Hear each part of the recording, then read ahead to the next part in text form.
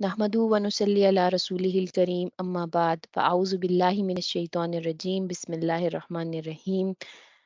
In the name of Allah, the most beneficent, the most merciful, I, Aisha Nawaz, Assistant Director, Women Wellbeing Project, welcome you all to today's conference arranged with the title Transgender Issue and the Role of Academia. Honorable Chief Guest, respected Professor Dr. Anis Ahmed Saab, and worthy co-chair, respected Dr. Kausar Firdaus Saiba, we are very grateful to you for facilitating us to arrange this conference and working against all odds and make it possible today. Distinguished faculty, deans, respected deans, directors of different departments, and worthy team members. We are very grateful for your time and presence, for being available today, showing up for this conference. It means a lot to us. We really hope, we look forward that we'll be able to make the most out of our times and serve the purpose of arranging this event today. Let me brief you about today's agenda and move on to the next slide. Yeah, let me briefly tell you about today's agenda. So we already began with the recitation, and next we'll have the talk from respected Dr. Kausar Firdaus, who would brief us about the today's topic.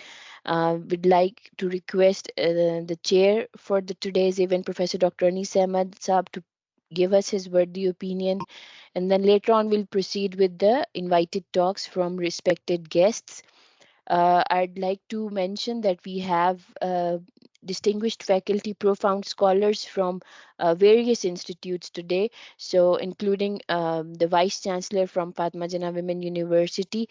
We are grateful to you, ma'am, for being with us today. Later, we'll have some talks from some of the international scholars also. And by the end of this conference, we'd open the house for discussion. That would be around 12:15 today, so you will be given a chance to speak to the respected scholars, present your own opinion, and please feel free to provide your valuable feedback. Then at the end, we'd have Dr. Anisab concluding the session for today. This is all. This is all the agenda. Moving on, I'd like to request the first speaker of the conference. Next slide. Yeah, respected Dr. Kausar Firdaus, who's currently serving as an advisor to Vice Chancellor for the Women Wellbeing Project. She is leading us in the F21C project. She is the ex-director, Tarbiyat Department, Rifa International University. She has been serving Rifa with various roles for over around 25 years. Former Senator, Pakistan Senate, an ex-captain medical doctor, and chairperson IMU, International Muslim Women Union Organization, serving with an eco status in the UN Women Council. I'd like to request Dr. Kausar Firdaus to please brief us about the topic and give us an overall view, overall idea of why we are here together and what was the need of arranging and calling for this conference at this academic level. Thank you so much. وعليكم السلام ورحمة الله. نحمد ونصلي على رسوله الكريم أما بعد فأعوذ بالله من الشيطان الرجيم بسم الله الرحمن الرحيم. Honorable Vice Chancellor Professor Dr. Anis Ahmed Saab, other honorable guests, Vice Chancellors of different universities we invited, hope some of them will be joining us, Dean, Directors, HODs, and some of our sisters from overseas. मैं आप सबके लिए दुआगो हूँ कि आपने हमें join किया, अल्लाह ताला हमारी इस काविश को कबूल करे. I will cover the following points: Transgender Act 2018, implementation strategies which have started working, terminologies used and misconceptions about those, medical aspect in trans in the West, what does it mean and how is it being propagated there, issue faced by Western Muslims, and impact on our educational institutions, what we have to do for that. This is the Gazette of Pakistan announcing this act. I have magnified this. Act is to provide for protection, relief, and rehabilitation of rights of the transgender persons and their welfare, and for matters concerned therewith and incidental thereto. This is the bill, and here are the definitions. I will again highlight those and magnify. Definitions.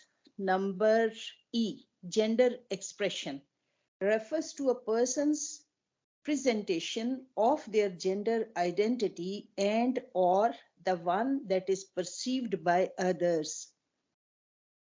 F is gender identity, means a person's innermost and individual sense of self as male, female, or a blend of both, or neither, that can correspond or not to the sex assigned at the birth. Continued further, the definitions. Number N, transgender person, it is described as is a person who is intersex, husra, with mixture of male and female genital features or congenital ambiguities. Number 3 is again relevant and important to us. Here it is defined: a transgender man, transgender woman, Khwaja Sira, or any person whose gender identity or gender expression differs from the social norms and cultural expectations based on the sex they were assigned at the time of their birth.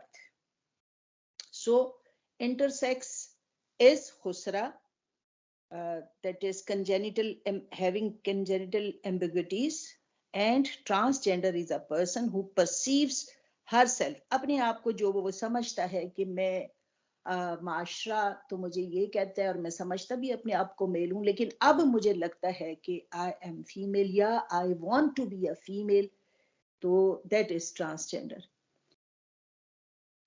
Implementation has been started, जो ज्यादा फिक्रमंदी की बात है. Laws are there, so many laws are there in Constitution of Pakistan, but their implementation is not so hurriedly and so enthusiastically done as of this act.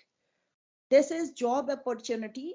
Islamabad Capital Territory Police job is a floor grade for all these FATA, Punjab, and this and that, all the provinces. And I have highlighted it. Transgender person can apply as per to his or her self-perceived gender identity in accordance with the provision of Transgender Persons Protection of Right Act 2018 and gender mentioned in CNIC. CNIC, I might remind you that after this act, when it was passed in 2018, 2,800 persons has applied and changed their sex on their CNIC cards from male to female and from female to male. This is about admission criteria, and this is again online college admission system, OCAS, for online admission, and this is for rules for admission in intermediate and BS honors 4-year degree program, and this is the quota. I've again highlighted this, that quota 3 and clause 4, 2% of total seats are reserved for transgender persons. And this is www.ocaspunjab.gov.pk. The terminologies from where this transgender term comes. Transgender term is the first of 4 abbreviations used as you can see here, L stands for lesbians, female attracted, you're living with female, gay, male living with male, bisexual, attracted to both genders or sexes, and transgender who has that I will further explain. And Q is another letter, and it stands for queer, Queer, for question. They are still in questioning or deciding, haven't decided yet what they want to be. Transgender dictionary cambridge.org used to describe someone who feels that they are not the same gender. Dr. Kasavi, do you apology? Do you have the option of making it full screen? थोड़ा सा इसको अगर full screen में देख सके. No, it is full Perhaps, screen. It is full perhaps the. screen. I am sharing full screen. Is it अच्छा not? जी ठीक है ma'am. It is visible on the laptop, but the screen is a bit small in size. The shared screen. Sorry madam, doctor Jameel बात करो, उसको थोड़ा सा zooming कर लेंगे तो ज्यादा बेहतर नजर आ जाएगा. थैंक यू जी ठीक है, ठीक है. Sir, जजाकल्ला. मैं करती जा रही हूँ, लेकिन मेरी अच्छा ठीक है, मैं वैसे पढ़ती भी जा रही हूँ साथ. Transgender used to describe someone who feels that they are not the same gender equal to sex as the gender or equal to sex they were said to have when they were born. Transgender definition. And definition or meaning of intersex, which is used in the Act 2018 for protection of rights of transgenders. Another term, which the first definition which I read was intersex. Sex is hijra in Urdu and khunsa in Arabic. Intersex, one having both male and female sexual characteristics and organs at the birth, an unambiguous assignment of male or female can't be made. Can't be made. When a baby is born, we say that baby boy is born or baby girl is born, and sometimes that can't be clearly defined. That both these sexes or appearance is ambiguous. Maybe male parts are a bit dominant or female parts are a bit dominant. So that is called hijra or khunsa and not transgender. Sex and gender difference. The World Health Organization summarizes the difference between sex and gender in the following way. Sex refers to the different biological and physiological characteristics of males and females, such as reproductive organs, chromosomes, hormones, etc. Gender refers to the socially constructed characteristics of women and men, such as norms, roles, and relationships of and between groups of women and men. It varies from society to society and can be changed. Transgender is not intersex. This must be clarified. Human body is made up of cells. Each cell has nucleus and cytoplasm. Nucleus is again made up of chromosomes. There are 23 sets of chromosome. One pair is, all these chromosomes are in pairs. One pair is sex chromosome and others are autosomes. Autosomes, that means which has genes for color of hair and eyes and this and that. And sex chromosomes are two chromosomes. One is X and other is Y. This means father has X and Y and mother has X and X, and the offspring's daughter will have XX, son will have XY, different combinations which are made by Allah subhanahu wa ta'ala generally. And one daughter can have X and X, and again son has X and Y. This is the normal physiological procedure.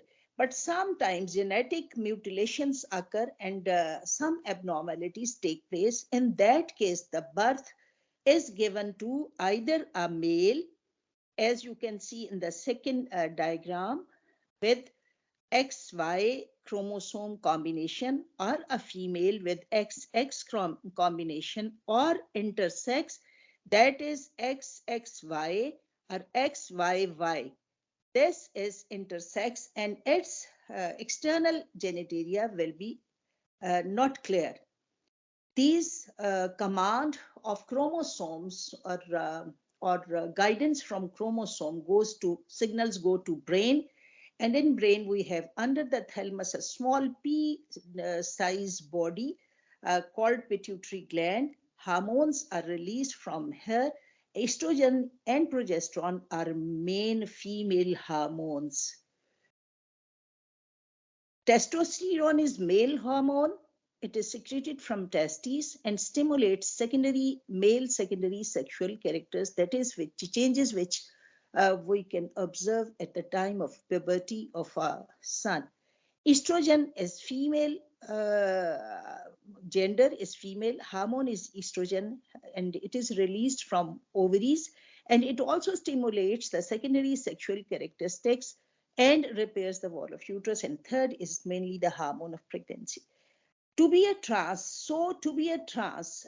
surgery, getting away from body parts which don't match with new gender, plastic surgery, implementation of required body parts is being done and is legal in many of the countries and is being practiced.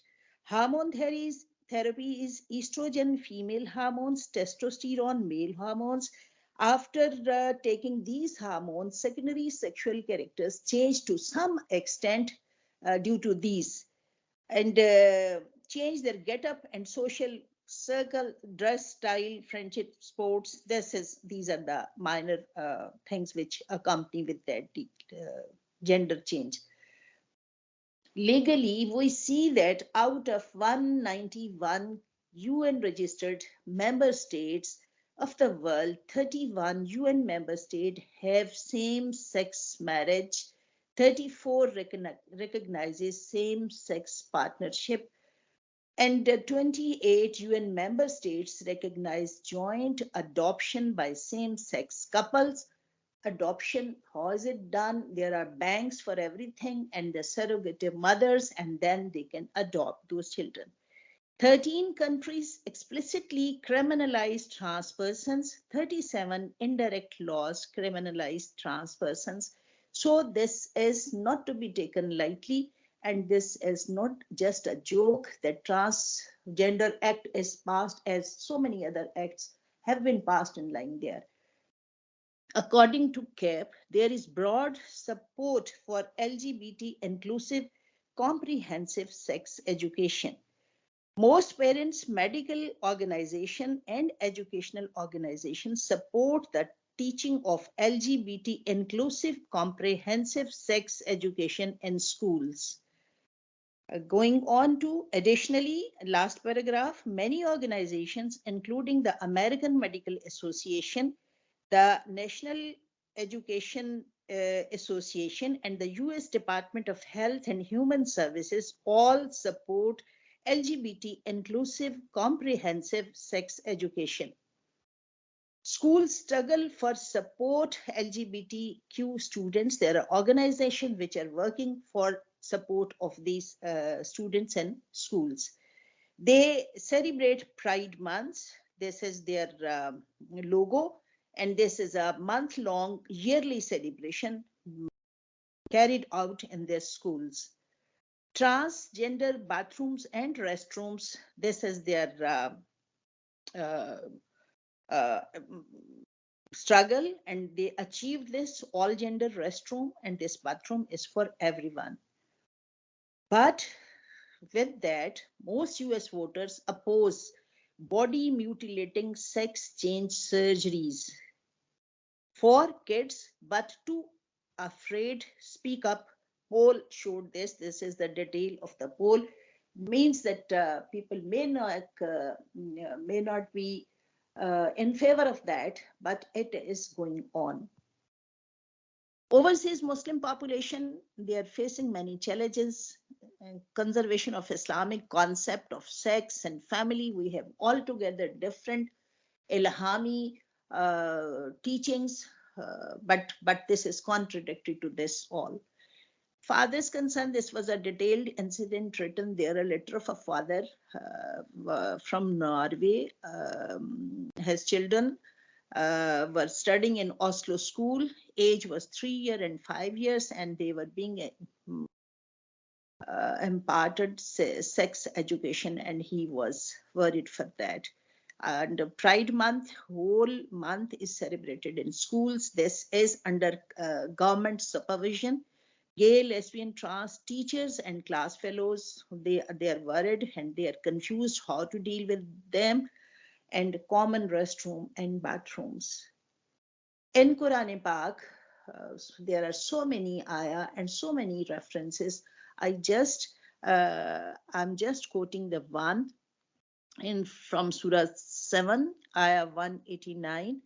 أعوذ بالله من الشيطان الرجيم بسم الله الرحمن الرحيم هو الذي خلقكم من نفس واحدة وجعل منها زوجها ليسكن إليها. अल्लाह वो है जिसने तुम्हें एक जान से पैदा किया और उसी से उसकी बीवी बनाई ताकि वो उसके पास आकर तस्कीन हासिल करे.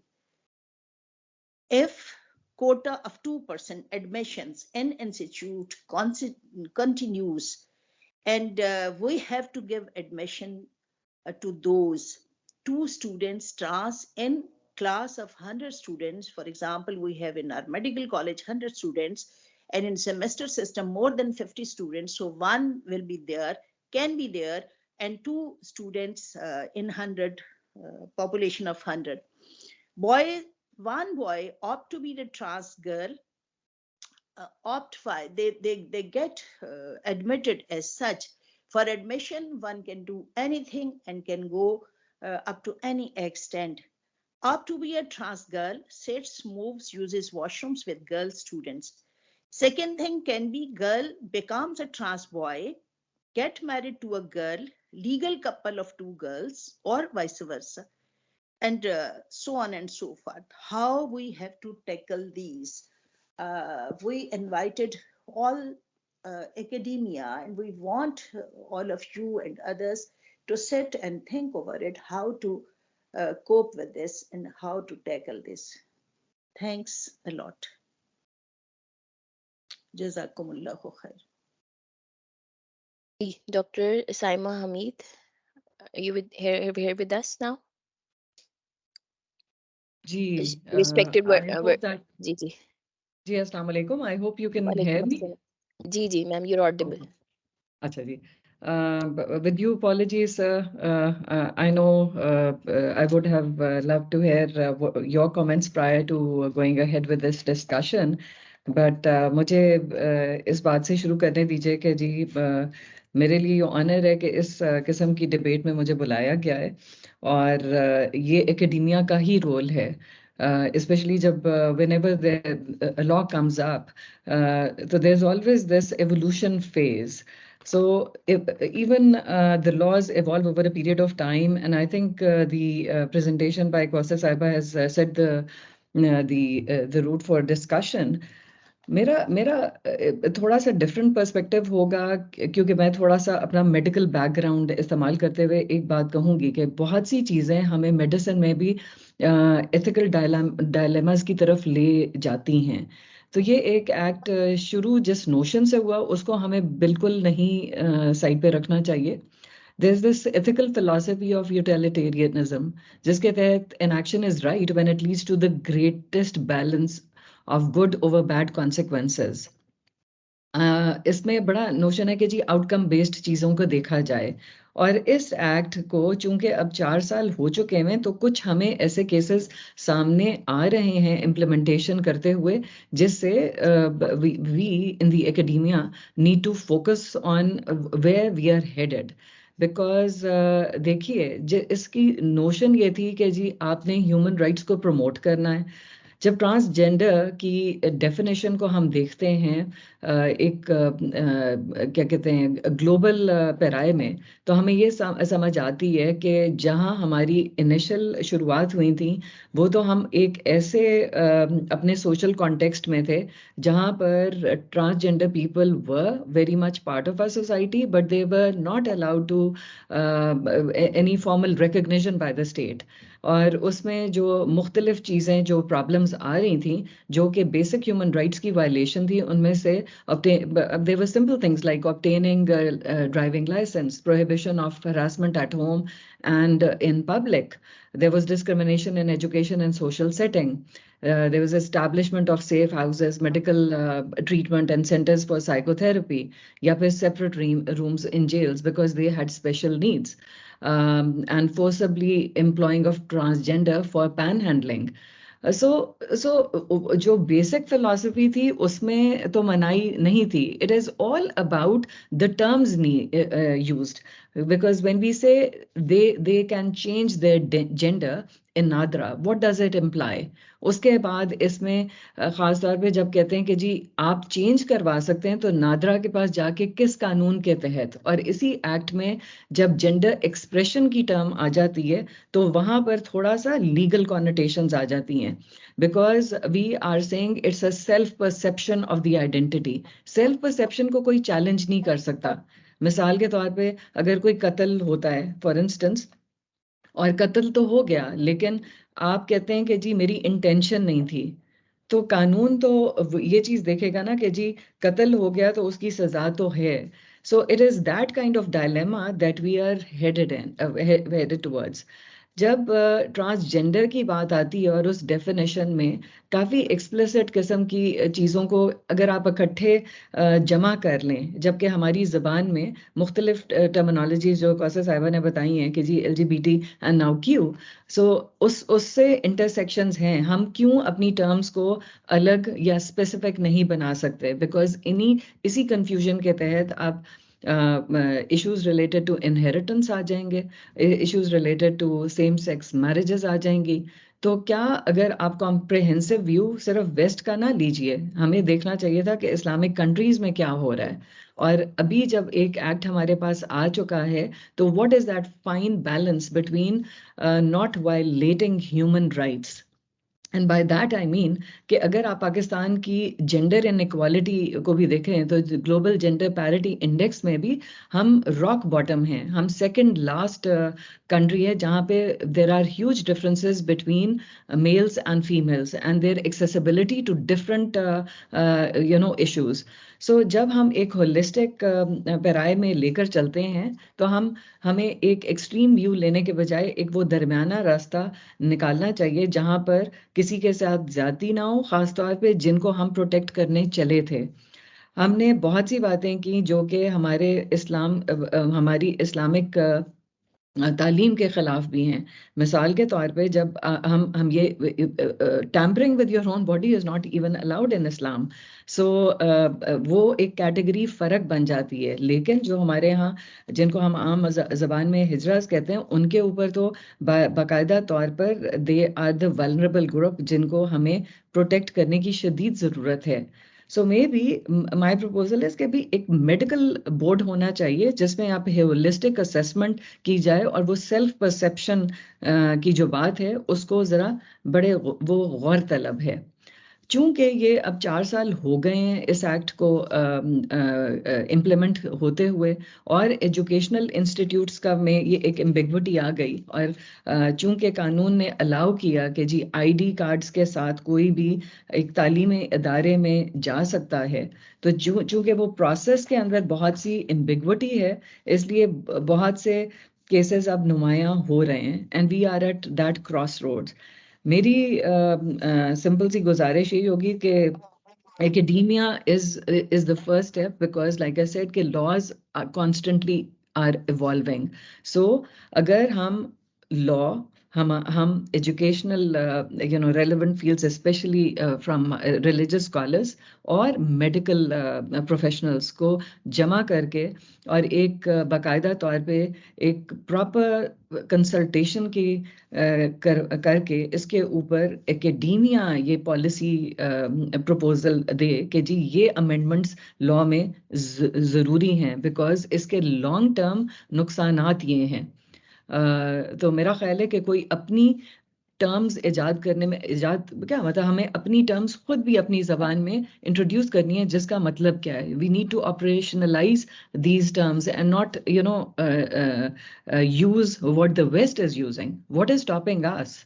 So it's all about the multidisciplinary scholars getting together and taking this discussion forward.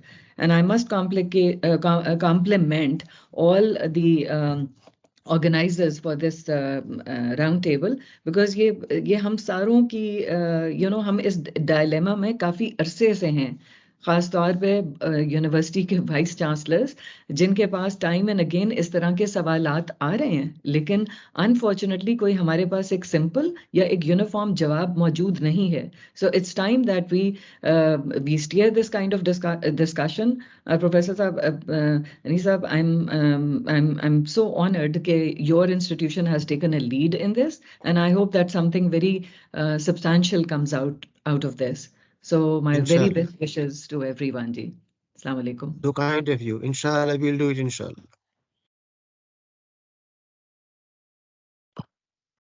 Thank you so much, Dr. Saima, for being here with us. Thank you so much for your valuable feedback and bringing in a lot of insight.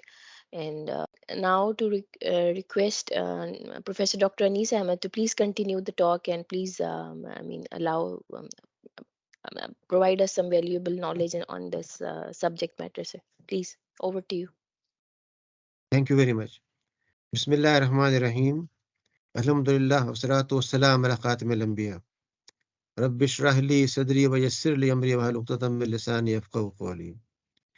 To begin with, I must thank Rifa University's Women Development and Well-being Center, headed by Dr. Kosa Firdaus and her team, including today's Master of Ceremony, Aisha, who has been doing her job very well.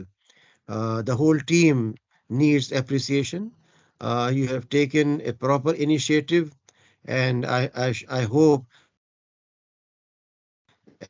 as our colleague, Vice Chancellor of Fatma Jana University, has just mentioned, it is essentially our job as academicians to address these issues. And I will request our director of RIFA Center for Policy Studies, Professor Rashid Aftab Sahib, to also consider that as a task for his institute, which can collaborate with the Women Welfare and Wellbeing Center of RIFA, and then they can come up with a properly developed scientific paper, which may involve even HEC. We must involve HEC in that, because it's a highly academic matter, not just a matter of a few human rights. To begin with, first and foremost, I fully agree with Madam Vice Chancellor of Fatma Jana University, that human rights must be and that's what Islam says. Islam tells us that all human beings, their life, their honor, their property, their deen, their right to think rationally, all these are their basic rights, and their right to be identified by the family tree. All these rights are to be fully protected, and Islamic State ideally is supposed to protect all these rights. Therefore, there cannot be any dispute on human rights of those who call themselves confused gender. Secondly, the issue, as she mentioned, is not just rights of certain people who think about themselves differently, but it's a socio-educational and legal matter, and we should look on it from different perspectives.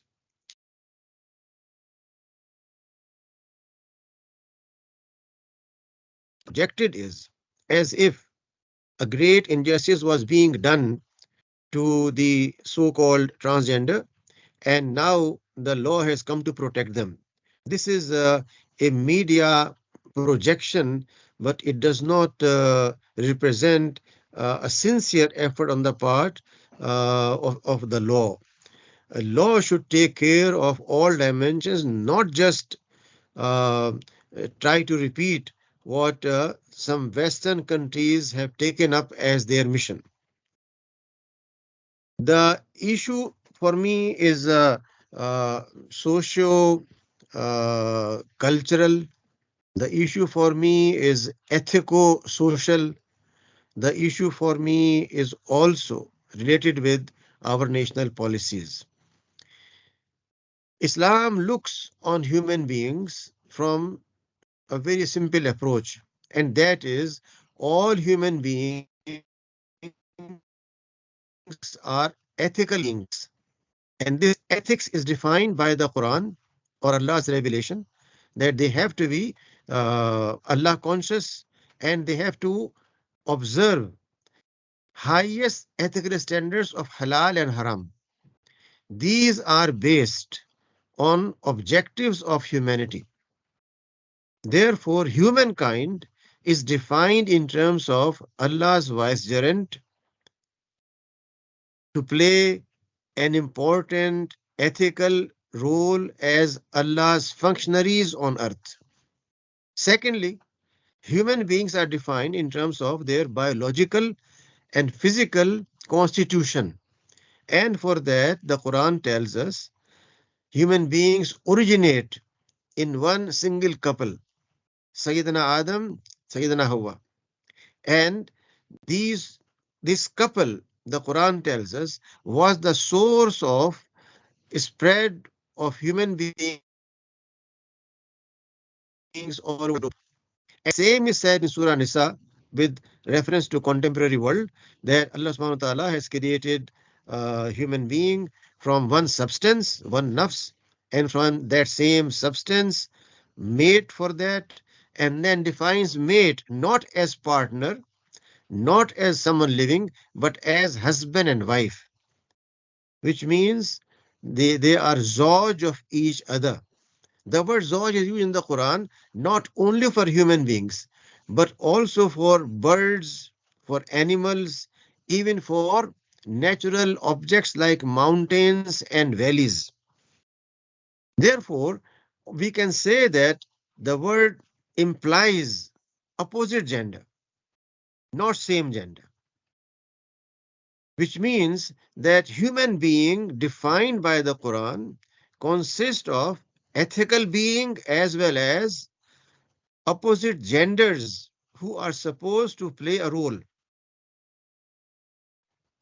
And that role is defined by the Quran, that they are going to console each other. The word used is sakina, and sakina means consolation. So they console each other by meeting their needs, by their compassion and love, understanding, togetherness, and consequently, it also tells us that this taskin also leads them to procreation. Now, naturally, procreation biologically cannot take place in two positives or two minuses. You have to have a minus and plus. Even in the non-animate world, if you take a magnet, it has negative and positive aspects. Try to meet two positives as much as you want, and they will repel each other and not get united. Which means nature has certain rules, and what Islam is saying is nature. It represents nature, not against nature. On the other hand, if you put two positives together, that's against nature. Two negatives together, it's again against nature. And anything that is against nature, by logical understanding, should not be allowed, even if a person claims to be an atheist, not a Muslim or a Christian. Therefore, the issue has to be approached from a very uh, uh, comprehensive viewpoint, in which we should first understand human nature, which requires presence of male and female. Family in Islam is the basic construction block of civilizations. If family is not there, which means husband and wife of opposite gender, not same gender, then you cannot have any civilization in the world. Therefore, the claim that two same gender persons can live together under the pretext of this legal frame is totally anti-civilizational, anti-culture, anti-humanity. You cannot have a humanity based on the framework which is allowed by the legal document. Next, I believe that in educational domain, we are supposed to convey civilizational concepts. We are supposed to convey and build identity of people.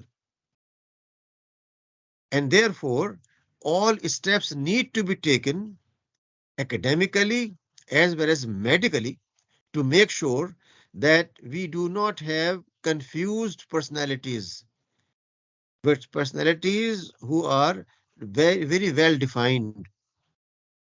A person who in the morning feels because of biological constitution, I am a male, but by evening starts feeling, no, I think I should have been a female,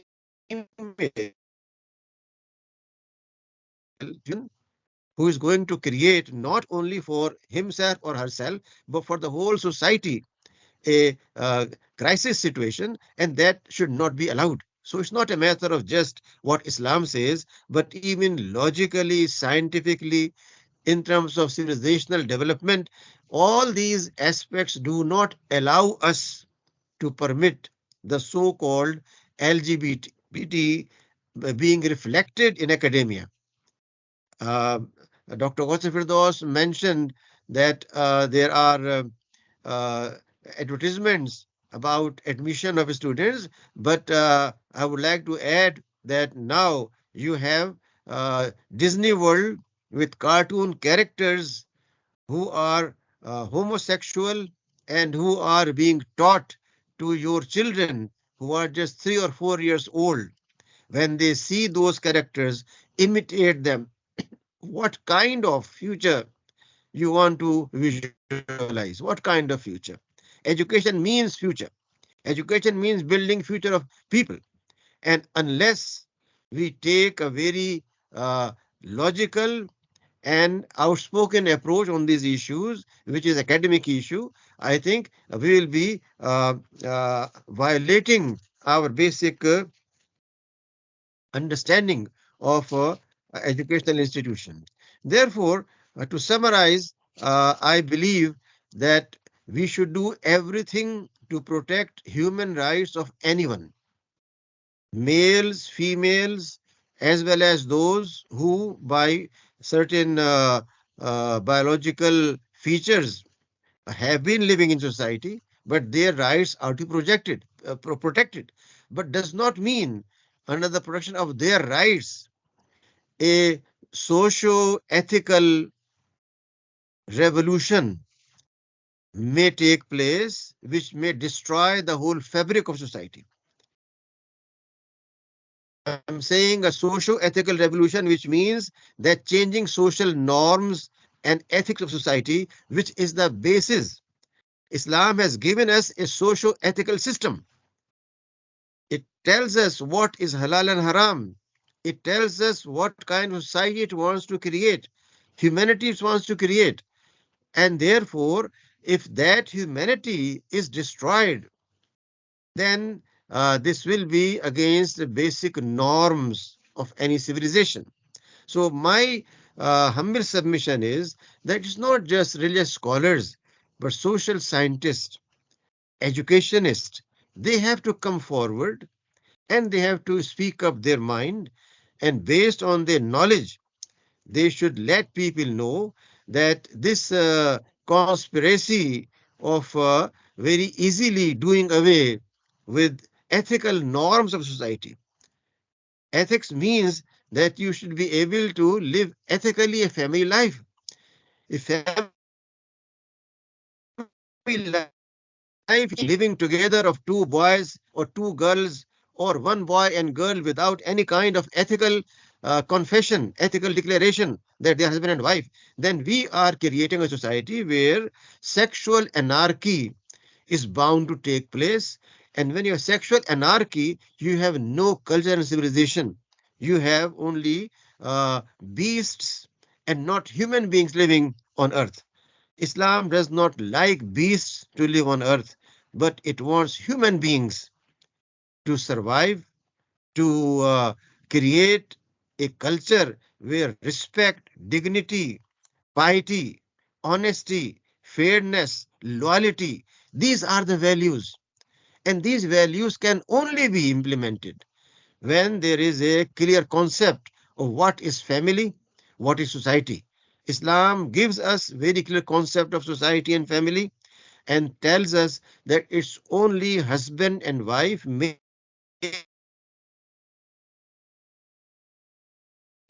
as husband and wife, who constitute the basic unit of society. Now, if that basic unit is challenged and replaced with a different set borrowed from the NGOs and from the global media, then I think this is a treason against country, treason against culture and civilization, treason against our educational philosophy and our whole culture. And that should not be allowed by academicians.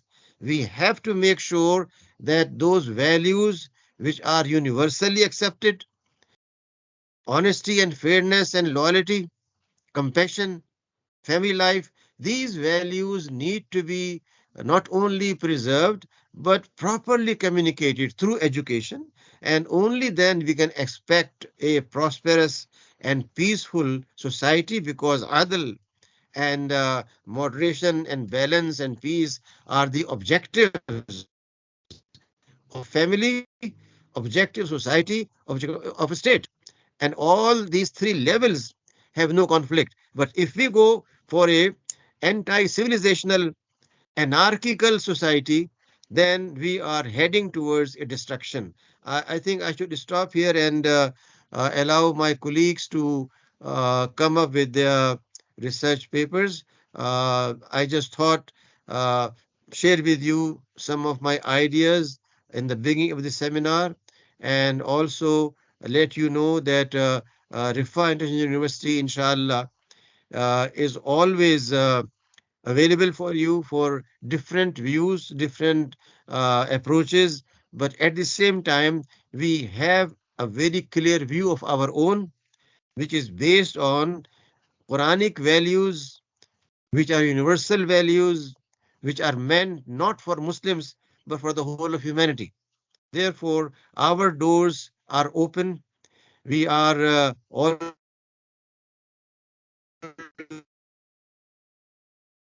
opinion, yet we have very clearly defined our own values and objective, for which we are convinced that these values alone can make our society and our university a role model for others. May Allah bless you all, and thank you very much.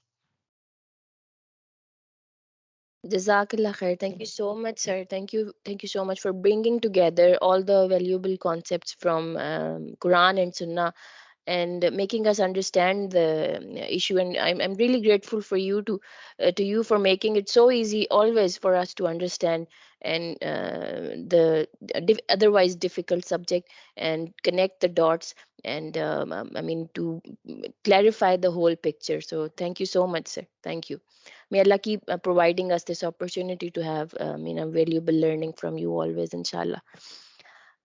Moving on, I'd like to request Dr. Kulsum. She's here with us from Lahore. Dr. Kulsum has also been part of Rifa International University as a director, Tarbiyah Department, Lahore. And she's a medical doctor and a very profound writer. She's an author of a presidential award book, Bachche ki Talim o Tarbiyat, Islami Talimat ki Roshni mein. Ma'am, over to you.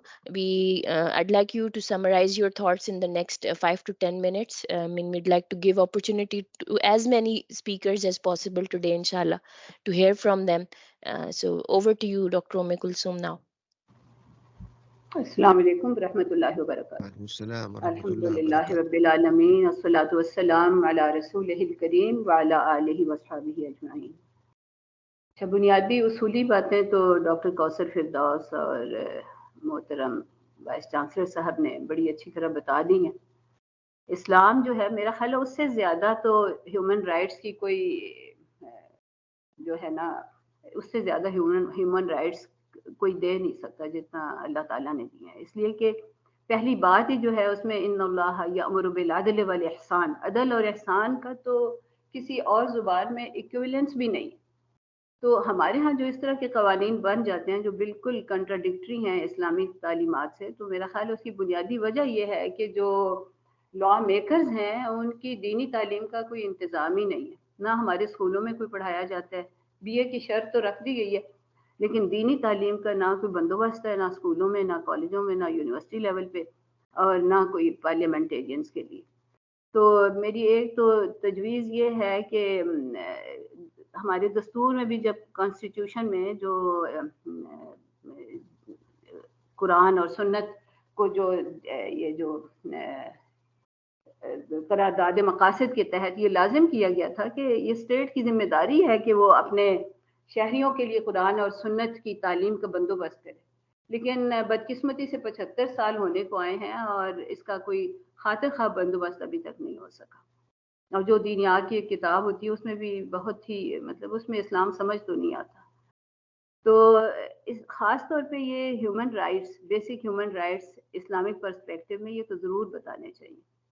یہاں پر میں تھوڑی سی یہ بات کروں گی کہ یہ جو کانسیپٹ ہے جینڈر بذات خود جو لفظ ہے یہ بھی ہمارے لیے قابل قبول نہیں ہونا چاہیے، اس لیے کہ وہ بھی جو ہے نا بیس کرتا ہے کہ اپنے انسان کی اپنی پرسیپشن پہ جو سیکس ہے، یعنی سیکس ایک الگ لفظ ہے جو بایولوجی.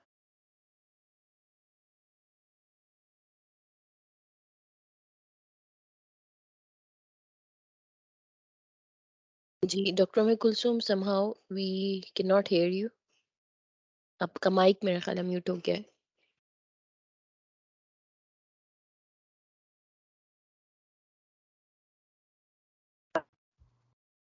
ہاں جی، جی اب میم آ اب رہی آ ہے رہی آواز؟ ہے. جی جی بالکل آ رہی ہے. اچھا، تو میں یہ کہہ رہی تھی کہ یہ جینڈر کا جو کانسیپٹ ہے یہ بھی ہمارے لیے قابل قبول نہیں ہے، یعنی یہ لفظ ہی جو ہے نا یہ ہمیں نہیں استعمال کرنا چاہیے، کیونکہ میں دیکھتی ہوں کہ ہماری اپنے بھی اداروں میں سیکس کے بجائے جینڈر کا لفظ جو ہے نا وہ آ رہا ہے. تو جینڈر جو ہے اس کی ڈیفینیشن اگر آپ دیکھیں تو وہ سیلف پرسیوڈ سیکس ہے، یہ بایولوجیکل سیکس نہیں ہے. اس لیے اس لفظ کو بھی ہمیں محتاط رہنا چاہیے استعمال میں. اور اسی طرح ٹرانسجینڈر کو ابھی بڑی تفصیل سے بات ہو چکی ہے، تو وہ کانسیپٹ تو سرے سے اسلام سے بہت ہی زیادہ کنٹراڈکشن رکھتا ہے، اور اگر مقاصد شریعہ کے لحاظ سے دیکھا جائے تو یہ ہمارے ایمان پہ بھی ضرب ہے کہ اللہ تعالیٰ نے اس کو شیطانی کام کہا ہے جو سورہ نساء میں ہے کہ اور میں انہیں حکم دوں گا کہ وہ میرے حکم سے خدائی ساخت میں رد و بدل کریں گے. تو اللہ تعالیٰ اس میں کہتے ہیں کہ اس شیطان کو جس نے اللہ کے بجائے اپنا ولی اور سرپرست بنا لیا وہ سرئی نقصان میں پڑ گیا. تو اس لحاظ سے یہ ایک بنیادی اللہ تعالیٰ کے تخلیق اور فطرت اس کو چیلنج کرنا ہے. پھر ایمان اس لحاظ سے بھی کہ نبی صلی اللہ علیہ وسلم نے جو ارشادات فرمائے ان کی بھی نفی ہے. ہمارے نبی صلی اللہ علیہ وسلم نے تو اس حد تک کہا ہے کہ مردوں کو زنانہ اور عورتوں کو مردانہ لباس پہننے کی بھی ممانعت کی، اور کہا فرمایا کہ جو لعنت ہے ان لوگوں ان مردوں پر جو عورتوں کی مشابہت اختیار کریں اور ان عورتوں پر جو مردوں کی مشابہت اختیار کریں. تو صرف لباس پہننا ہی ممنوع ہے تو کجا کے ہارمونز لے کے اور سرجری کروانے کی اجازت ہو، یا آئی ڈی کارڈ میں لکھنے کی اجازت ہو کہ ایک مرد ہے وہ لکھ رہا ہے کہ میں عورت ہوں، اور عورت ہے وہ لکھ رہی ہے کہ میں مرد ہوں.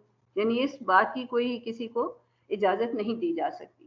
اسی طرح مقاصد شریعت میں دوسرا جو ہے جان کی حفاظت کا، تو یہاں پہ اس معاملے میں اگر ہارمونز جو ہیں فطرت کے خلاف دیے جائیں، جو میرے نیچرل ہارمونز ہیں، اگر ان کو خراب کیا جائے میرا جو بیلنس ہے باڈی کا وہ پورا ڈسٹرب ہو جاتا ہے، اور اس کی وجہ سے اتنے مسائل پیدا ہوتے ہیں. یہ بذات خود پتہ نہیں ویسے اس کو ہیومن رائٹ کو سمجھا گیا، یہ تو توہین انسانیت ہے کہ اللہ تعالیٰ نے جس طرح بنایا ہے اس کو اس کے بجائے اس کو کچھ اور بنانے کی کوشش کی جائے. یہ مینیپولیشن اور ہیوملیشن ہے بلکہ جو باڈی کی ہے، انسانیت کی ہے. اللہ تعالیٰ نے تو بڑا مکرم بنایا، وَلَقَدْ كَرَّمْنَا بَنِي آدم، اور انسان اپنے شرف کو کھونا چاہتا ہے اور بدلنا چاہتا ہے.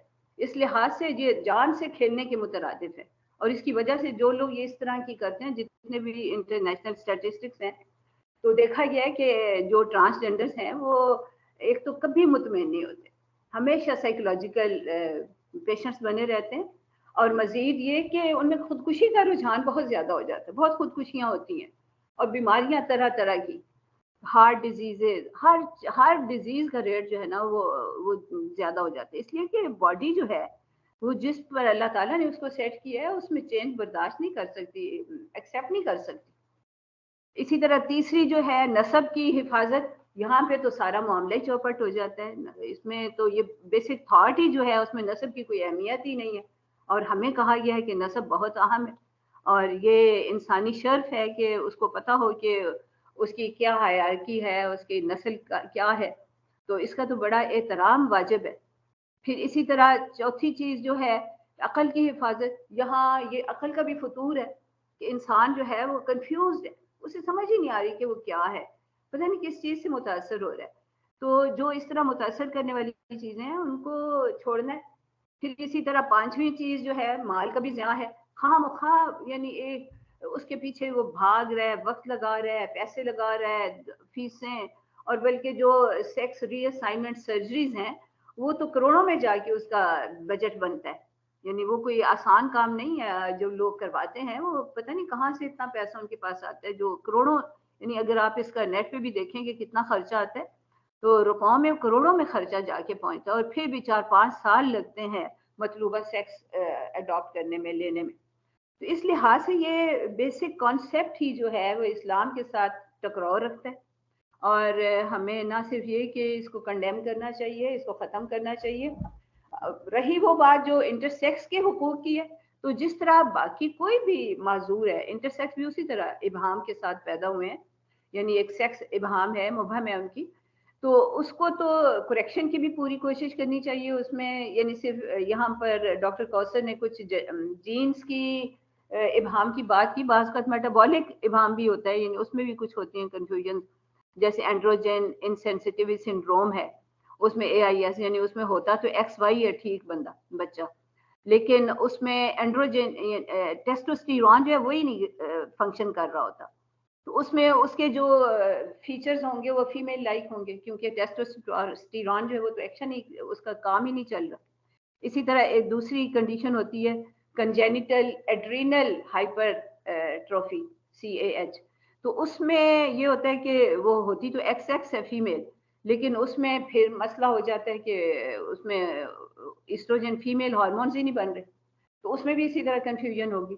ان معاملات میں تھوڑا سا ہمیں نا مزید اسٹڈی کرنے کی بھی ضرورت ہے، علماء سے بھی پوچھنے کی ضرورت ہے کہ سیکس جو اس طرح مبہم پیدا ہوتی ہے، بچہ جو ہے وہ مبہم سیکس کے ساتھ پیدا ہوتا ہے، تو اس کے لیے کیا چیز زیادہ اہم ہے، کیا ظاہری فیچرز ہی دیکھے جائیں اور اس کے مطابق فیصلہ کیا جائے، یا جینیٹک یعنی DNA ٹیسٹ کیا جائے، الٹرا ساؤنڈ وغیرہ، اس سے کچھ اندازہ تو ہو جاتا ہے۔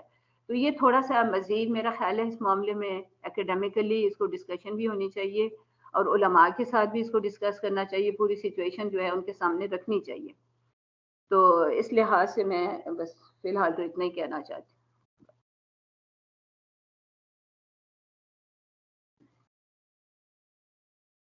Thank you very much. اب آپ جی جی، جزاک اللہ خیر میم، بہت شکریہ، بہت شکریہ آپ کے ٹائم کا۔ ہم نیکسٹ اسپیکر کو بھی دعوت دیتے ہیں، ہمارے پاس ہیں ڈاکٹر امت الرفیع صاحبہ، آپ کمپیریٹیو ریلیجن کی اسکالر ہیں ماشاءاللہ، ہم آپ کا بھی انسائٹ لینا چاہیں گے about the subject ma'am. Doctor امت الرفیع، یو آر ود اس۔ السلام علیکم ورحمۃ اللہ وبرکاتہ۔ Am I audible? جی جی میم، وعلیکم السلام ورحمۃ اللہ۔ جزاک اللہ۔ So Bismillah ar-Rahman ar-Rahim. Alhamdulillah, much has been discussed and debated by our guest speakers. One important point I would like to emphasize here is that, and the way our sister guest speaker was saying also, we should be quite careful in using the terms that are coming from other sources. So basically, when I studied about this law, I came to know that the right or correct term is not transgender. Transgender is completely a different, we can say, a concept. Rather, we should use another term for the people, or for the individuals who are born with certain, we can say, sexual disabilities, and that is intersex. So being part of the academia, I think that first of all, we should be quite clear whether we are, whatever term we are going to use and we are going to spread it in the public, we should learn about it, and we should point out that what is the exact concept. Definitely, when we go through this law or rules and regulations, we find certain invalid kind of things and certain illogical kind of contradictions. For example, according to the Constitution of Pakistan, the supreme law of our state or Pakistan is Quran and Sunnah. So I don't understand where is the space for such kind of rules and regulations when once it is declared clearly and categorically that the supreme law of Pakistan is Quran and Sunnah. Then why we are coming up with such kind of concepts that are completely in contradiction with Quran and Sunnah and the teachings of Quran and Sunnah. Similarly, this is the point I want to point out, especially here. I mean, it is contradicting not only our cultural values, it is something sensitive to our religion as well. It is something that is contradicting our, we can say, the Constitution of Pakistan also. Definitely being part of the academia, since we are here to study the role of academia in explaining and in shaping up the public opinion, what we can do is that we can study what will be the impact of this kind of rule or transgender act on our policy making. And what are its implications, especially if we consider its implications, or we can say the results. It means that we are required to shape up the public opinion, and for this purpose we can study indigenous issues, definitely whatsoever are arising because of this, we can say, issue, and then we can suggest certain strategies to our government people or to our certain other institutions how to cope up with this kind of act.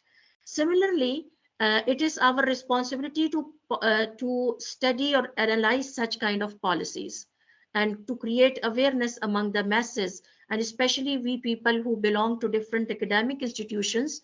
We are lucky in the sense that the young generation is approaching us.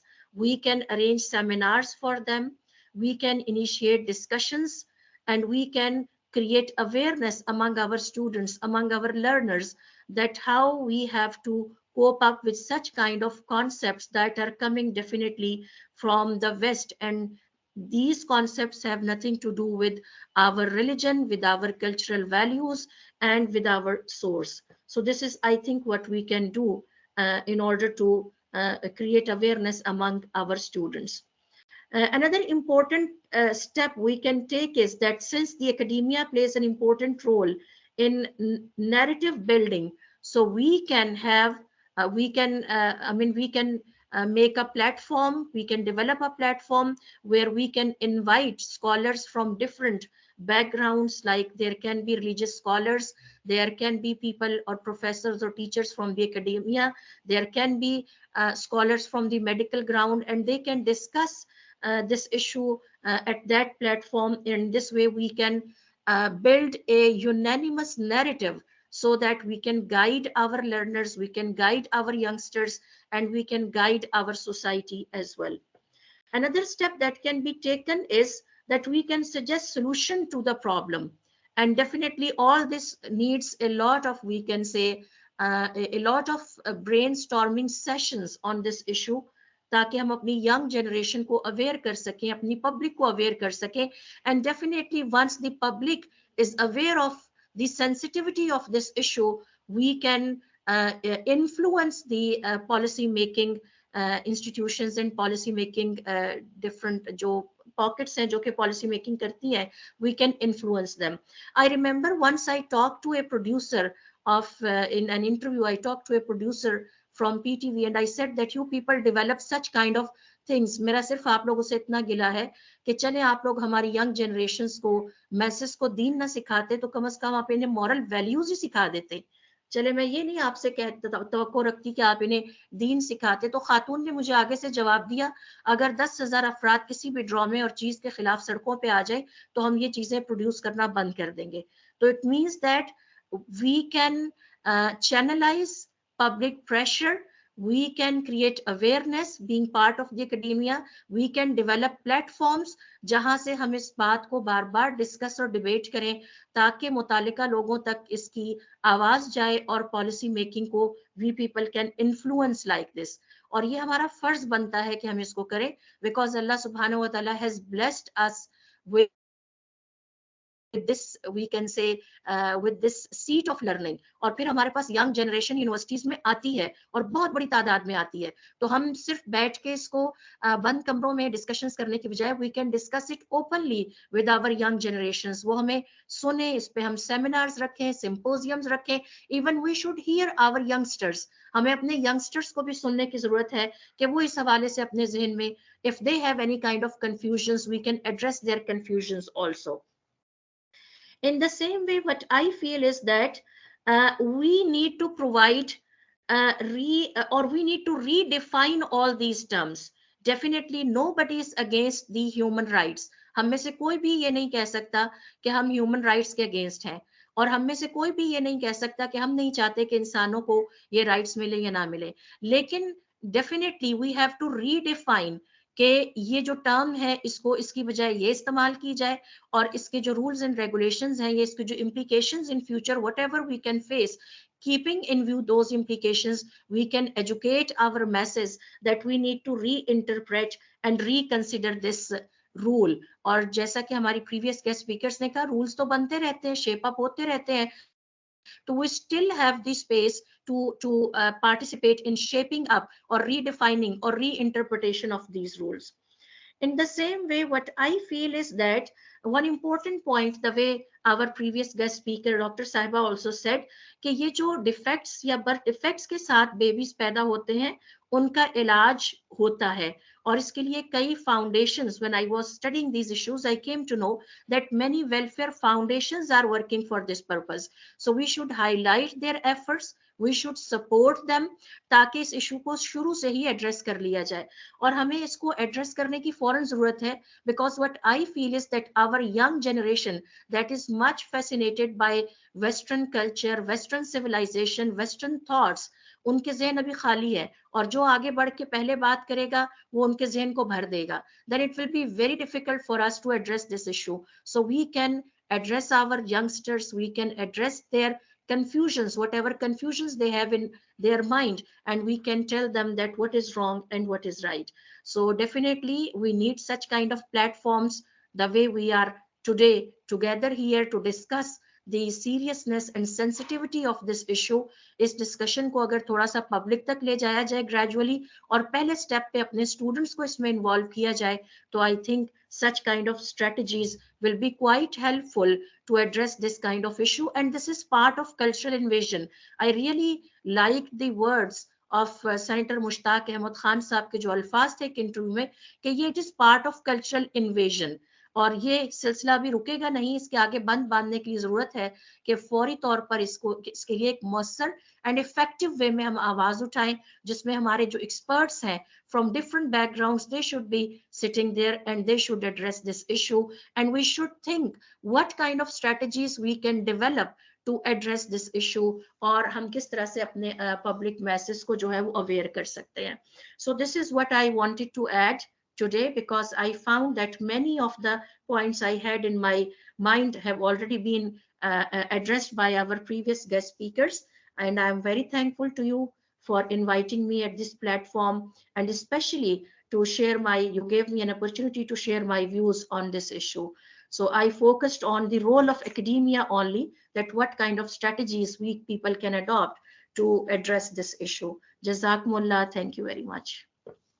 After this, we have Ma'am Ghazala Ghalib Khan from International Islamic University.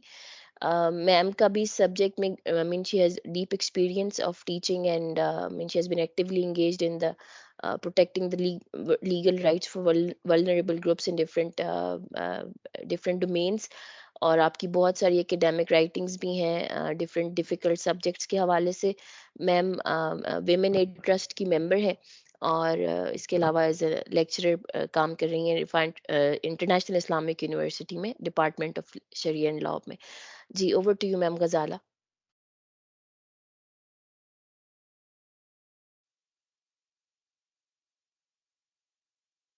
السلام علیکم ورحمۃ اللہ وبرکاتہ. وعلیکم السلام ورحمۃ اللہ وبرکاتہ. عائشہ آپ کا بہت شکریہ. میں اپنی پریزنٹیشن کے تھرو تھوڑا سا ڈسکس کرنا چاہوں گی.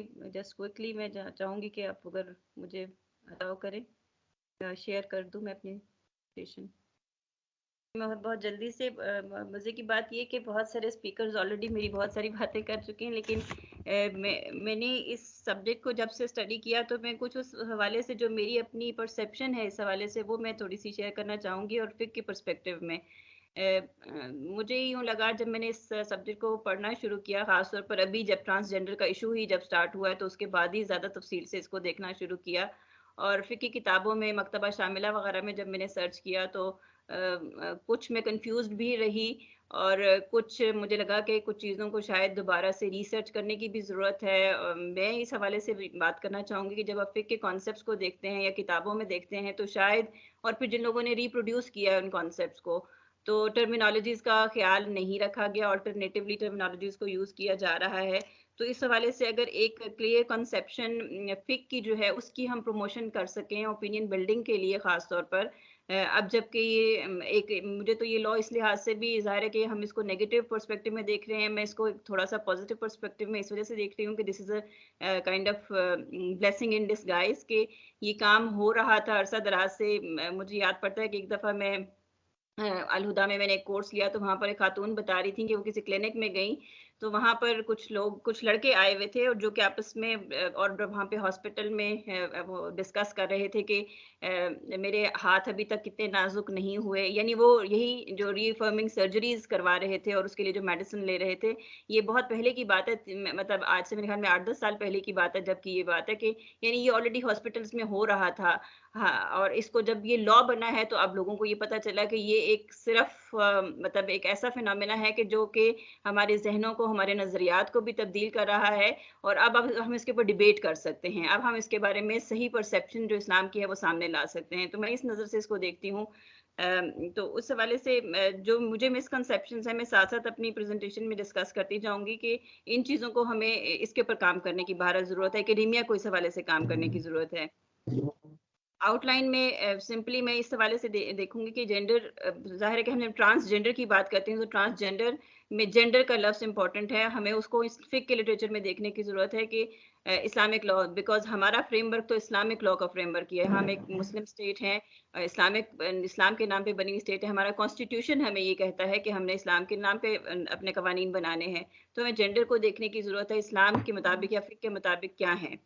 پھر اس کے بعد جب ہم کہتے ہیں کہ سیلف پرسیو جینڈر آئیڈینٹی کا جو کانسیپٹ ہے، تو سیلف پرسیوڈ میں کیا یہ ایسی کسی چیز کی پرمیشن اسلامک لا بھی دیتا ہے، یعنی اس کے اوپر بات کروں گی میں.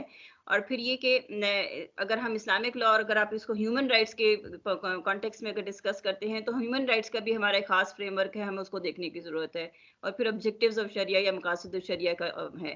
جینڈرز کو اگر دیکھیں تو قرآن اور سنت کی ساری اگر آپ دیکھیں، میں نے تو یہاں پہ 4 اس کی ہیڈز بنائے، لیکن اگر آپ قرآن کو دیکھیں تو یو فائنڈ اونلی 2 جینڈرز، میل یا فیمیل، جس کے بارے میں ڈاکٹر ام کلثوم نے بھی ہمیں بتایا. اور ظاہر ہے کہ ہم سب جانتے ہیں کہ قرآن میں 2 ہی جینڈرز کو ڈسکس کیا گیا ہے اور اسی کے کانٹیکس میں حقوق کی بات کی گئی ہے، فرائض کی بات کی گئی ہے. لیکن جب آپ فقہ کا لٹریچر اٹھا کے دیکھتے ہیں تو آپ کو خنثیٰ کے احکام، کتاب الخنثیٰ کے نام سے فقہ کی اکثر کتابوں میں آپ کو پورا ایک چیپٹر آپ کو ملتا ہے جو کہ احکام بتاتا ہے. اس کا یہ مطلب نہیں ہے کہ فقہ نے ایک تیسری سیکس کو انٹروڈیوس کروایا، رادر یہی کہ جب ایسے لوگ موجود ہیں تو پھر ان کے بارے میں کیا احکام ہیں. تو ان کو جب دیکھا گیا، یعنی ایک ایسی جینڈر جس میں کہ جو بایولوجیکلی ایک مکس جینڈر ہے، تو اس کے بارے میں فقہاء نے پھر بات کی ہے. جو ہم دیکھتے ہیں کہ انہوں نے دیکھا کہ کچھ ایسی ہیں جو بایولوجیکلی مکس جینڈر ہے، they are either non complicated اور کمپلیکیٹڈ، یعنی کچھ ایسے ہیں جو کہ ابھی ڈاکٹر ام کلثوم بھی بتا رہی تھیں کہ آپ کو جس میں میل ڈومیننٹ بایولوجیکلی لگتا ہے کہ ان کے فیچر جو ہیں دے آر میل ڈومیننٹ، تو ان کو انہوں نے کہا کہ یہ میل ہے یا فیمیل ہے، تو وہ بھی پھر 2 ٹائپس اس کی ہوگی کہ یہ انٹرسیکس میل ہے یا انٹرسیکس فیمیل ہے. پھر کچھ انٹرسیکس ایسا ہیں کہ جن کی کمپلیکیشن ہے، ہم ان کو نہیں کر سکتے، یہ جج نہیں کر سکتے کہ کیا یہ میل ڈومیننس ہے ان کے اندر یا فیمیل ڈومیننس، یعنی فیچر وائز میں بات کر رہی ہوں کہ فیچر وائز یہ شخص میل زیادہ کہلایا جا سکتا ہے یا فیمیل. اب یہ الگ الگ کرنے کا مقصد کیا ہے کہ ظاہر ہے کہ میں نے یہ پہلے بات کی کہ جب قرآن نے جو جینڈرز بتائی ہیں وہ 2 ہیں، تو وراثت کے احکام ہیں، پردے کے احکام ہیں، نماز پڑھنے کے احکام ہیں، مسجد میں جانے کے احکام ہیں. ان ساروں کے بارے میں تو ہمیں حکم انہی کے تحت، انہی جینڈرز کے جیسے ان کی ضروریات تھیں یا ان کے احکام تھے، اس کے مطابق ہی طے کرنا تھا.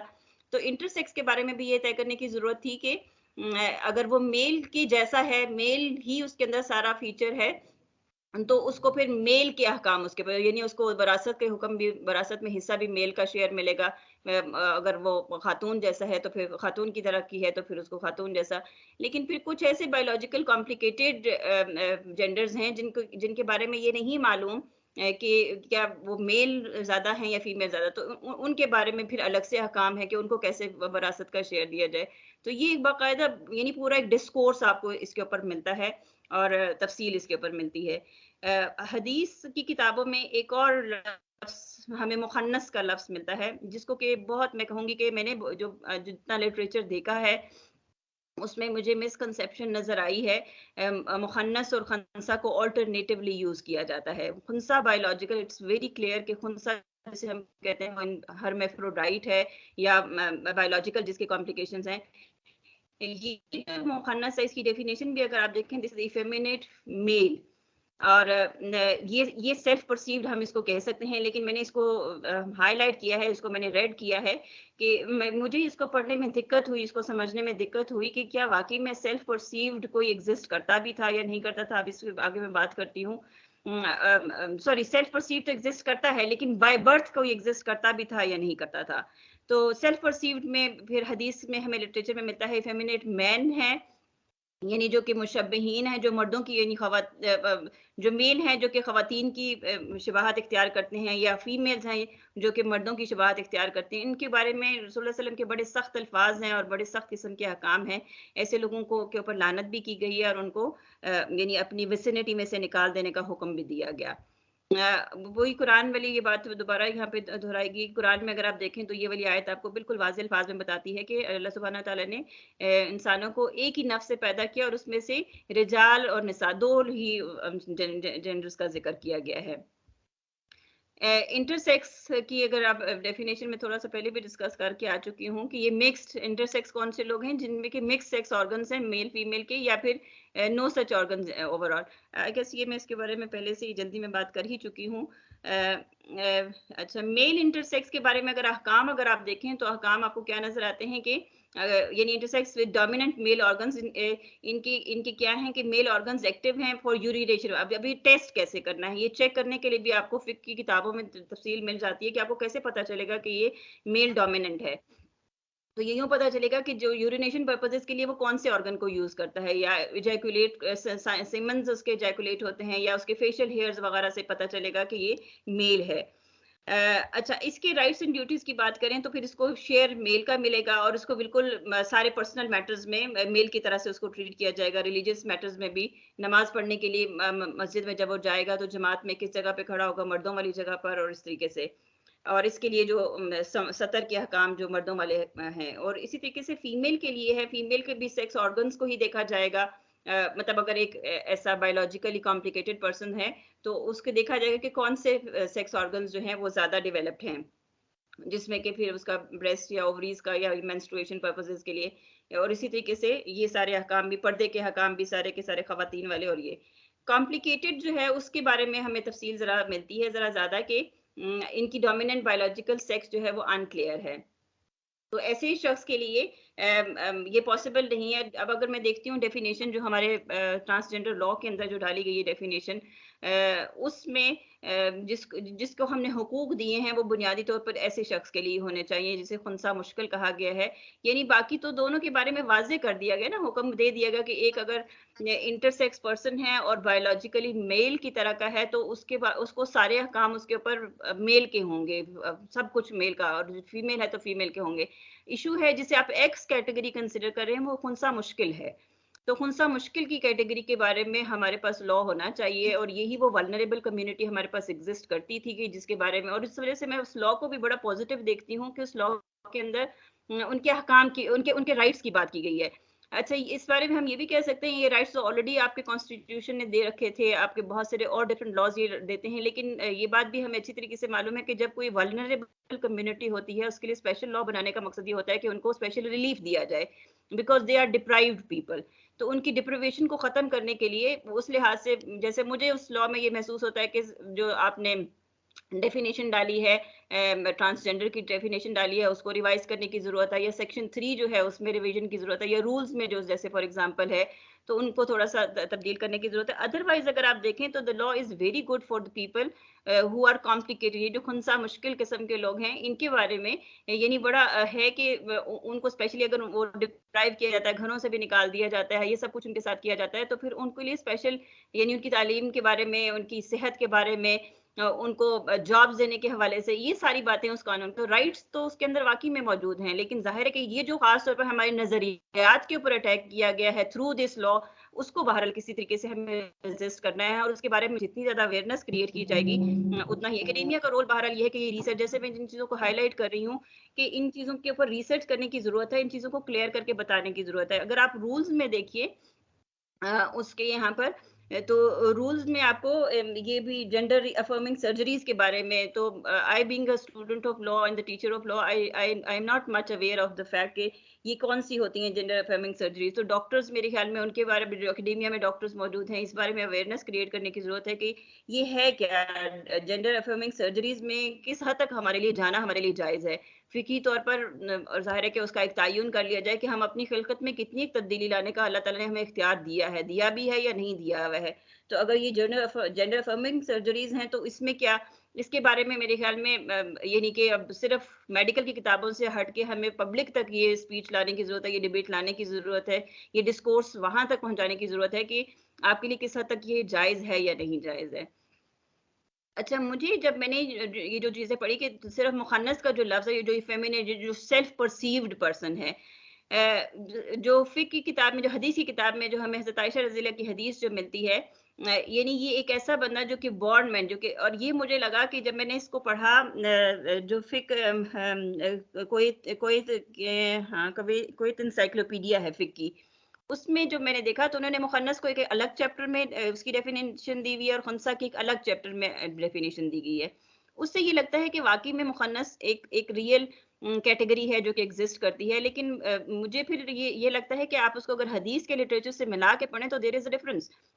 مخنث جس کو کہ حدیث میں حضرت عائشہ رضی اللہ کی حدیث میں جس کو ذکر کیا ہے، جو کہ یہاں پر یہ اگر میں اس کے آپ کے سامنے یہ رکھوں تو حضرت عائشہ رضی اللہ یہ فرماتی ہیں کہ رسول اللہ صلی اللہ علیہ وسلم کی جو حرم تھا اس میں آیا کرتے تھے، وہاں پر یعنی امہات المومنین کے گھروں میں آیا کرتا تھا ایک شخص جو کہ مخنث تھا، اور وہ اس کو سمجھتی تھی، یعنی اس کو اس سے الگ کر کے نہ پڑھا جائے، مخنث فقانو یعدونہ من غیر اولی الارباء، وہ یہ سمجھتے تھے کہ یہ ایسا شخص ہے جو کہ فیمیلز کی طرف اٹریکٹ نہیں ہوتا. یعنی رسول اللہ صلی اللہ علیہ وسلم نے بھی اس کو آنے کی کیوں اجازت دے رکھی تھی؟ کیونکہ وہ فیمیلز کی طرف اٹریکٹ نہیں ہوتا تھا، یعنی جیسے کہ میل ایک فیمیل کی طرف اٹریکٹ ہوتا ہے، اس کی وہ اٹریکشن نہیں تھی. لیکن جب رسول اللہ علیہ وسلم کو یہ علم ہوا کہ نہیں، وہ تو خواتین کے بارے میں یعنی بڑی غلط قسم کی ایک شیم لیس سی بڑی لینگویج اس نے یوز کی، تو رسول اللہ علیہ وسلم نے اس کا وہاں پہ آنا جانا منع کر دیا. یہ حدیث بہت واضح ہے کہ مخنث جو ہے یہ نیگیٹو کانوٹیشن میں لیا گیا ہے، یہ ایک ریئل کیٹیگری کے طور پر ایگزسٹ نہیں کرتا، اور اسی کے بارے میں پھر ہمیں حدیث میں لعنت بھی ملتی ہے. تو یہاں پر میں نے تھوڑا سا اس کے اوپر مزید لوگوں سے پوچھا بھی کہ کیا واقعی میں بائی برتھ ہم کیا یہ جان سکتے، کیونکہ مخنث لوگوں کا یہ دعویٰ ہوتا ہے، یعنی یہ جو سیلف پرسیوڈ جینڈر آئیڈینٹی لے کر جو لوگ آتے ہیں، جو یہ کہتے ہیں کہ میں اپنے آپ کو بچپن سے ہی مجھے لگتا تھا کہ میں بچیوں کے کپڑے، جیسے میں لڑکا تھا تو مجھے بچپن سے لگتا تھا کہ میرے کپڑے جو ہیں مجھے لپسٹک لگانے کا، مجھے نیل پالش لگانے کا شوق تھا، تو اس کا مطلب ہے کہ بائی برتھ میں ایفیمینیٹ تھا، میں میل پیدا ہوا تھا لیکن بائی برتھ میں. تو یہ میں نے پوچھا بھی، اور ظاہر ہے کہ آپ لوگ ڈاکٹرز ہیں زیادہ تر یہاں پہ، آپ لوگ اس بارے میں زیادہ بہتر جانتے ہیں کہ کیا بچپن سے اس بات کا تعین کیا جا سکتا ہے یا کہ یہ پھر ہمارے اپنے دماغ کا ہی اختراع ہے. تو آگے پھر ان کے بارے میں کہ ایسے لوگوں کے بارے میں رسول اللہ علیہ وسلم اور پھر بعد میں صحابہ کا بھی جو ہمیں عمل نظر آتا ہے وہ یہی ہے کہ ایسے لوگوں کے بارے میں حکم یہ دیا گیا کہ ان کو گھروں سے نکال دیا جائے. یعنی ایسے لوگ جو کہ اپنے آپ کو سیلف پرسیوڈ آئیڈینٹی کے ساتھ جو لے کر آتے ہیں، جو اپنے آپ کو یہ کلیم کرتے ہیں کہ میری روح جو ہے وہ غلط باڈی میں ٹریپ ہو گئی ہے اور مجھے کچھ اور ہونا چاہیے تھا. تو فقہ نے یا اسلامک لاء نے ایسے لوگوں کو ایکسیپٹ نہیں کیا، بلکہ رسول اللہ علیہ وسلم نے اس کے بارے میں یہی حکم دیا کہ ایسے لوگوں کے اوپر لعنت کی اور ان کو گھروں سے نکالنے کا حکم دیا. تو یہ بائی برتھ والا جو ہے اس کے بارے میں اگر تو ایگزسٹ کرتا ہے، یعنی this is a question mark on my part کہ کیا واقعی میں ایگزسٹ کرتا ہے، اس کے بارے میں کیا ریسرچ کرنے کی ضرورت ہے، کیا میڈیکلی اس سائٹ پر آنے کی ضرورت ہے کہ اس بات کو واقعی میں دیکھا جائے میڈیکلی یا سائیکولوجیکلی ہم ٹیسٹ کر سکیں کسی کو بائی برتھ، تو ظاہر ہے تب ہے، ورنہ تو پھر ظاہر ہے کہ وہ آپ کا ایسا ہی ہے کہ آپ نے خود سے سوچا اور ظاہر ہے کہ اس کی بات کی اجازت نہیں دی جا سکتی. اور یہ اس میں بہرحال کلیئر کرنا پڑے گا کہ ایسے لوگ جو کہ سیکشولی ان اٹریکٹڈ ٹورڈز وومن، تو پھر آپ اس کو کنسیڈر کریں گے کہ ظاہر ہے کہ یہ مخنث موجود ہیں، لیکن میرے لیے یہ ابھی ٹیسٹ کیس یہ ہے کہ ہم اس کو مانیں یا نہیں مانیں. اور لیکن جب وہ اگر ہیں سیکشولی اٹریکٹڈ ٹورڈز وومن، اگر ایسے لوگ ہیں تو پھر ان کے لیے لازم ہے کہ وہ پردے کے احکام بھی فالو کریں، اور ان کو ظاہر ہے کہ مردوں کی کیٹیگری میں شمار کیا جائے گا، ان کو یعنی ایفیمینیٹ کا کوئی درجہ اس کیٹیگری کا کوئی پرسن کنسیڈر کر کے ایز سچ رائٹس اور ڈیوٹیز نہیں دیے جائیں گے. ایک اور جو مسکنسیپشن مجھے نظر آئی اس لٹریچر کو پڑھنے میں کہ یونق اور انٹرسیکس کو بھی انٹرچینجبلی یوز کیا گیا ہے. یونق از اے پرسن جس کو کہ جس کے جینیٹل آرگنز کو یعنی اس کی کاسٹریشن کر دی جاتی ہے. تو ایسے لوگوں کا کلچرل ایک ہے، ہم نے یہ دیکھا کہ چائنا کے کلچر میں بھی یہ پایا جاتا ہے، اور اس کے علاوہ مغل کلچر میں بھی یہ چیز پائی جاتی تھی. اور یہ بھی اس کے بارے میں جو ہمیں ڈکشنریز میں اور انسائکلوپیڈیاز میں جو ڈیٹیل ملتی ہے وہ یہ کہ یہ وہ لوگ تھے کہ جن کو کہ گارڈز کے طور پر رکھنے کے لیے، یعنی فیمیل ایریا کو کور کرنے کے لیے، ان کے گارڈز بنانے کے لیے، یا حرمز کی جو ہے کی حفاظت کرنے کے لیے ایسے لوگوں کی کیسٹریشن کر دی جاتی تھی. اسلامک لاء اس کی پرمیشن بالکل نہیں دیتا. اگر ایسے کسی بیماری کی وجہ سے کوئی شخص جو ہے اس کی کیسٹریشن ہو گئی ہے وہ الگ بات ہے، یا جیسے کہ ابھی ہمارے یہاں پہ ریپ کی پنشمنٹ کے اندر کیسٹریشن کا ایک وہ لگایا گیا ہے کہ جو لوگ ریپسٹ ہیں اور بہت ہی گھناؤنے طریقے سے جو ریپ کرتے ہیں، اور اس کے علاوہ جو کہ ریپیٹ کرنے والے لوگ ہیں، ایسے لوگوں کے بارے میں کہا گیا ہے کہ ان کی کیسٹریشن بھی کر دی جائے. تو ایسے لوگ ظاہر ہے کہ لیگلی تو نہیں، لیکن ظاہر ہے کہ اس پوائنٹ آف ویو سے کہ اب ان کو یہ پنشمنٹ کے طور پر ہم نے اپنے ملک میں اگر اس کو کر دیا ہے، تو ایسے لوگوں کے بارے میں ان کو خواجہ سرا ان کو بھی اب اس کیٹیگری میں ایکس کیٹیگری میں شمار کیا جا سکے گا. لیکن یہ as a matter of right نہیں ہے کہ آپ کسی کو بنانا چاہیں تو اپنی مرضی سے بنا دیں، یہ گناہ کے زمرے میں آتا ہے. تو باقی ٹرانسجنڈرزم میرے خیال میں اس کے اوپر آلریڈی بات ہو بھی چکی ہے. یہ ہیومن رائٹس کا پرسپیکٹیو ہے میرے خیال میں. میں اپنی بات کو یہیں پر ختم کروں گی گیون کہ ہمارے پاس ٹائم بھی بہت تھوڑا ہے. تو میرے ساری ٹاک کا بیسیکلی وہ ساری باتیں بھی میں ڈیفینیٹلی کر رہی ہوں جو کہ باقی سب لوگوں نے کہی ہیں. اس کے علاوہ مجھے لگتا ہے کہ اکیڈیمیا کی رسپانسبلٹی ہے کہ ریسرچ کے گراؤنڈ میں اپنے آپ کو زیادہ پریپیئر کریں. لٹریچر بہت زیادہ، یعنی شاید کچھ کریکشنز کرنے کی بھی ضرورت ہے. یہ جو چیزیں ہیں ان کو کلیئرلی سمجھنے کی ضرورت ہے، کیونکہ ابھی جو ہمارے لاء کے اسٹوڈنٹس ہیں وہ ہیومن رائٹس کے پرسپیکٹیو میں بڑا سمپتھیز فیل کرتے ہیں، یعنی کسی نیگیٹو انٹینشن کے ساتھ نہیں، شاید پازیٹیو انٹینشن کے ساتھ، کیونکہ وہ بھی ایک پورا کا پورا بیانیہ ہے. تو ہمیں یہ بھی سمجھانے کی ضرورت ہے کہ ہیومن رائٹس کا جو بیانیہ ہے اس کا اسلامک فریم ورک کیا ہے. ہمیں اس کے مطابق ظاہر ہے کہ ہمارا ہیومن رائٹ تو وہی ہوگا جو کہ اسلام نے جس کو ایکسیپٹ کیا ہے. تو ان ساری باتوں کے ساتھ میں اپنی ٹاک کو کنکلوڈ کرتی ہوں. I hope things are clear. میں نے کچھ زیادہ جلدی بولا، لیکن if there are any questions I am ready for the answer. Jazakallah khair, Ma'am Ghazala. As always, it was pleasure hearing from you. Thank you so much, and we would definitely get to you if we have questions from the audience, inshallah, later by the end of this session. Moving on, میں request کروں گی اب doctor Naveed Butt صاحبہ ji you are with us. Doctor Naveed Butt صاحبہ کو she is medical doctor child specialist and she is been an ex-president to Pakistan Medical Association, PIMA, Pakistan Institute of Medical Association. جی ma'am doctor Naveed Butt. السلام علیکم ورحمۃ وعلیکم السلام. اللہ very much letting me hear from all different perspectives of this one same problem which actually has become a blessing in disguise, I think. ہم نے اس سلسلے میں چونکہ جون کے مہینے میں ایک ایمرجنگ جینڈر ایشوز کے نام سے پروگرام کیا تھا، اور اس کے بعد سے اس کے بعد بات بھی ہوتی رہی اور میرا اپنا نالج بھی میں زیادہ ہوا. probably what I am going to say now is جو مختلف سوال یا مختلف اسپیکٹس ابھی تک ڈفرینٹ اسپیکرز جو ہیں ان کے تھرو آئے ہیں. The thing is that as the time has gone by and the medical field has gone into more specific things, نے بھی جو ابھی جیسے آپ سب نے یہی بات کی نا کہ ٹرانسجینڈر لفظ غلط ہے. It should not be included. It is un Islamic, unethical, it is inhuman. یہ سارے ہی الفاظ اس لیے صحیح ہیں کہ whenever we take one of the aspect اور اس کے اوپر پوری جو دنیا کا بسایا جانا اور اللہ تعالیٰ کا جو greater plan for this world is to have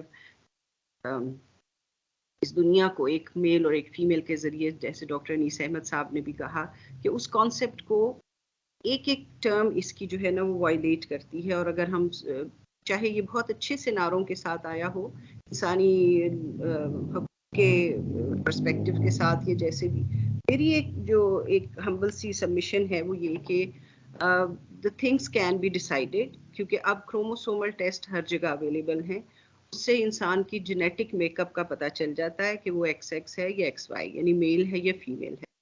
اور اس میں ہی اگر کوئی ایمبیگوٹی ہے، ایکسٹرنل ایمبیگوٹی ہے یا جینیٹک ایمبیگوٹی، دونوں کا پتہ چل جاتا ہے. ایکسٹرنل ایمبیگوٹی یعنی کہ صنفی اگر اعضاء جو ہیں اس سے پتہ نہیں چل پاتا تو ودن اے ویکس ٹائم کروموسومل انالیسس سے آپ یہ بات جان لیتے ہیں کہ وہ میل ہے یا فیمیل. ایک دوسری بات یہ ہے کہ جو ڈفرینٹ ٹائپ کی ڈیزیزز ہیں جس میں اس کی کریکشن ہو سکتی ہے، وہ ساری ساتھ ساتھ ٹیسٹ ہوتے ہیں. اور جینڈر اسائنمنٹ جو اللہ تعالیٰ نے بنائی ہے وہی اسائن کی جاتی ہے اور اس کو نیئرر ٹو دا نارمل کیا جا سکتا ہے. اچھا، میڈیکلی 3-4 باتیں بتا دوں، اس کے بعد تھوڑی سی اور بات کروں گی. پہلی بات یہی کہ جو ایمبیگوٹی ہے اس کا کروموسومل انالیسس سے پتہ چل جاتا ہے. اس کے کچھ ٹیسٹ ہوتے ہیں جیسے ڈاکٹروں نے کہا تھا کنجینٹل ایڈرینل ہائپرپلیزیاز ہیں. یہ وہ سارے ہیں جو ایمبیگوٹیز لاتے ہیں اور جن کی ٹریٹمنٹ پاسبل ہے. ایون اگر ایک بچہ فیملی میں ایمبیگوٹی کے ساتھ پیدا ہوا ہے تو اس کا ہم کوریونک ویلس سیمپلنگ سے نیکسٹ بیبی کا بھی پتہ کر سکتے ہیں کہ کہیں اس کو تو نہیں ہے یہ پرابلم، اور اس کا انٹرا یوٹرائن ہارمونل علاج ہو جاتا ہے اور وہ پھر نارمل جینیٹیلیا کے ساتھ پیدا ہو جاتا ہے. سو سائنس نے اتنی ترقی تو کر ہی لی ہے. جو ایکس ایکس وائی یا وہ جن میں دونوں ہی ایک کروموسوم زیادہ ہو جاتا ہے، جس میں ٹرنر سنڈروم ہے، جس میں ایک ہی کروموسوم ہوتا ہے، جس میں دونوں ہوتے ہی نہیں، 0x کہتے ہیں، XO ہم کہتے ہیں، یا کلائن فلٹر ہیں. اب آپ دیکھیے یہ وہ ساری چیزیں ہیں which is a deviation in the norm، جس کو ہم بیماری کہتے ہیں، جس کو ہم ضرر کہتے ہیں، اور اس کو ایز اے بیماری ہی لینا چاہیے. اب دیکھیے کیا یہ ممکن ہے کہ ہم جو ڈاؤن سنڈروم کے بچے ہوتے ہیں یا جو ٹرنر جیسے میں نے کہا یہ ہیں، ان کے لیے کیا ہم بالکل الگ اسکول کالجز بنا دیں؟ they are treated in this very society. ان کے جو فزیکل پرابلمس ہیں ان کو سالو کیا جاتا ہے، ان کی سائیکولوجیکل ہیلپ ہونی چاہیے which should be there، اور ان کے جو سائیکو سوشل پرابلمس ہیں ان کو ایڈریس کرنا چاہیے. مجھے یہ لگتا ہے کہ جو ابھی تک ہیومن سوسائٹی کے حوالے سے بھی باتیں ہو رہی ہیں، دیکھیں پوری دنیا کو لے لیں، کوئی ایک معاشرہ بھی بہت زیادہ ہیومنلی کیا کہنا چاہیے اتنا ساؤنڈ نہیں ہے کہ ہم کہیں وہاں کوئی بھی جو ہے نا بے انصافی نہیں ہوتی. تو so is our society. We are not saying کہ اٹ شوڈ ناٹ امپروو، لیکن بات یہ ہے کہ اس سارے میں جو ان کے ساتھ سلوک ہوتا ہے اس کو امپروو کرنے کی ضرورت ہے. اور جب میں نے یہ بات کی نا کہ it is a blessing in disguise, اس کا مطلب یہ ہے کہ یہ تو بہت ہی اچھا موقع ہے کہ ہم اپنے اسلام کو، اس کے ویلیو سسٹم کو اور اس میں جو ہے صحیح چیز پیش کریں، تاکہ ہمیں معلوم ہو کہ مسلمانوں کو بھی اپنے دین کے لیول پہ جانے کے لیے اپنی کتنی امپروومنٹ کی ضرورت ہے. ایک بات ڈاکٹر ابھی غزالہ غالب صاحبہ نے کہا تھا نا انسانی ہمدردی کے معاشرے کے حساب سے، آپ دیکھیں جو سکیزوفرینک پیشنٹس ہوتے ہیں جو بالکل مینٹلی کسی وقت بھی بہت وائلنٹ ہو جاتے ہیں، سوئسائڈل اٹیمپٹس کرتے ہیں، بلکہ کرمنل ایٹیٹیوڈز ان کے ہوتے ہیں، تو کیا ہم ان کا علاج کرواتے ہیں یا ہم ان کے رائٹس پہ بات یوں کرتے ہیں کہ ان کو معاشرے میں کھلا چھوڑ دیا جائے. تو بالکل یہی بات ہے. بالکل اسی طور پہ اس کو بھی لینا چاہیے کہ جو اس کنفیوژن کا شکار ہیں کہ اللہ تعالیٰ نے انہیں کیا پیدا کیا اور ان کو بجائے اس کے کہ let us leave them to change their gender frequently and put everything اور سارے معاشرے کو وہ مصیبت میں ڈال دیں, اس کی بجائے زیادہ بہتر ہے کہ they should be treated what they are. If they are confused and they have this problem, it should be addressed by psychologists or psychiatrists. یہ ان کے لیے ایک کے ساتھ ایک بھلائی اور نیکی ہوگی. اچھا جی, ایک اس کے علاوہ جو دوسری بات ہے وہ یہ کہ ہم کیا کر سکتے ہیں. چونکہ بہت ساری باتیں ہو گئی, ہم میڈیکل پوائنٹ آف ویو سے یہ لیتے ہیں کہ ایسے سینٹرز ہم کیوں نہ بنا دیں ان کے لیے جس میں under one roof all the medical facilities to investigate, treat, جو اب تک پاسبل ٹریٹمنٹس ہیں وہ موجود ہوں. اگر ان کی سرجیکلی امپروو کرنے کی انہیں ضرورت ہے, جو ایمبیگوٹی جو سیکس ان کو دینے کی ضرورت ہے وہ کر دی جائے, ان کی سائیکولوجیکل اور سائیکیاٹرک پرابلمس کو سالو کر دیا جائے. اینڈ وہ سینٹرز ایسے ہوں جہاں پہ اگر ان کا مفت علاج بھی ہو جائے تو بہت ہی اچھی بات ہے, اس لیے کہ یہ ساری چیزیں جو ہیں وہ بہت زیادہ کاسٹ کرتی ہیں. اور دوسری طرف بات یہ ہے کہ جو لا میکنگ ہوئی ہے, جہاں سے یہ شروع ہوا ہے پاکستان میں پرابلم, اس میں بھی ایک سجیشن میری یہ تھی کہ جب بھی لا بنائے جائیں تو ہماری سینٹ کو اور ہماری اسمبلی کو they should be vetted by, اس کو کم از کم ریلیونٹ یا جن کے ساتھ ڈائریکٹ تعلق ہے ان لوگوں سے اپروو اس لا کو آنا چاہیے. اگر میڈیکلی پرابلم والے لوگ تھے تو that should have been gone to the medical team and that should have gone to the Islamic نظریاتی کاؤنسل کو جانا چاہیے تھا جو ڈائریکٹلی ہمارے دین کو افیکٹ کر رہا ہے, اور اس کے طور پہ یہ لا بن ہی جانا چاہیے. اور پھر یہ بات تھی کہ جو مختلف ہم نے ابھی تک بات کی اس میں یہ کہ جیسے ابھی انیس صاحب نے اور مختلف اسکالرز نے ابھی اور بھی بات یہ کی کہ انویسٹیگیشن اور ریسرچ کا دروازہ ہمیشہ کھلا رہنا چاہیے. جب ایک چیز ڈیسائیڈ ہو گئی کہ they can be defined as male اور فیمیل, تو اس کو ری انوینٹ کرنے کی بجائے آگے جانا چاہیے کہ ان کا علاج کیسا ہو, ان کے پرابلمس کو سالو کرنا چاہیے. اور آخری بات اس لیے کہ بھی باقی اسپیکر ہیں, میرے نزدیک تو یہ ہے کہ اس ساری اپرچونٹی کو ہم لوگوں کے سامنے صحیح دین پیش کریں, اس کی ورائٹی, جیسے ابھی غزالہ غالب صاحبہ نے بتایا کہ فقہ کی کتابوں میں ڈسکشنز ہیں, اور اس کا مطلب ہے کہ اگر ہم نے فقہ نہیں پڑھی تو اٹ ڈزنٹ مین کہ کبھی اس کے اوپر کام نہیں ہوا. تو ایک کنسائز طور پہ سفارشات کا پیش کیا جانا, اس کے اوپر پیپرز ملٹیپل اینگل سے اس کو لینا اور اپنے دین کو ڈیفائن کرنا, یہ ایک بہت اچھی اپرچونٹی.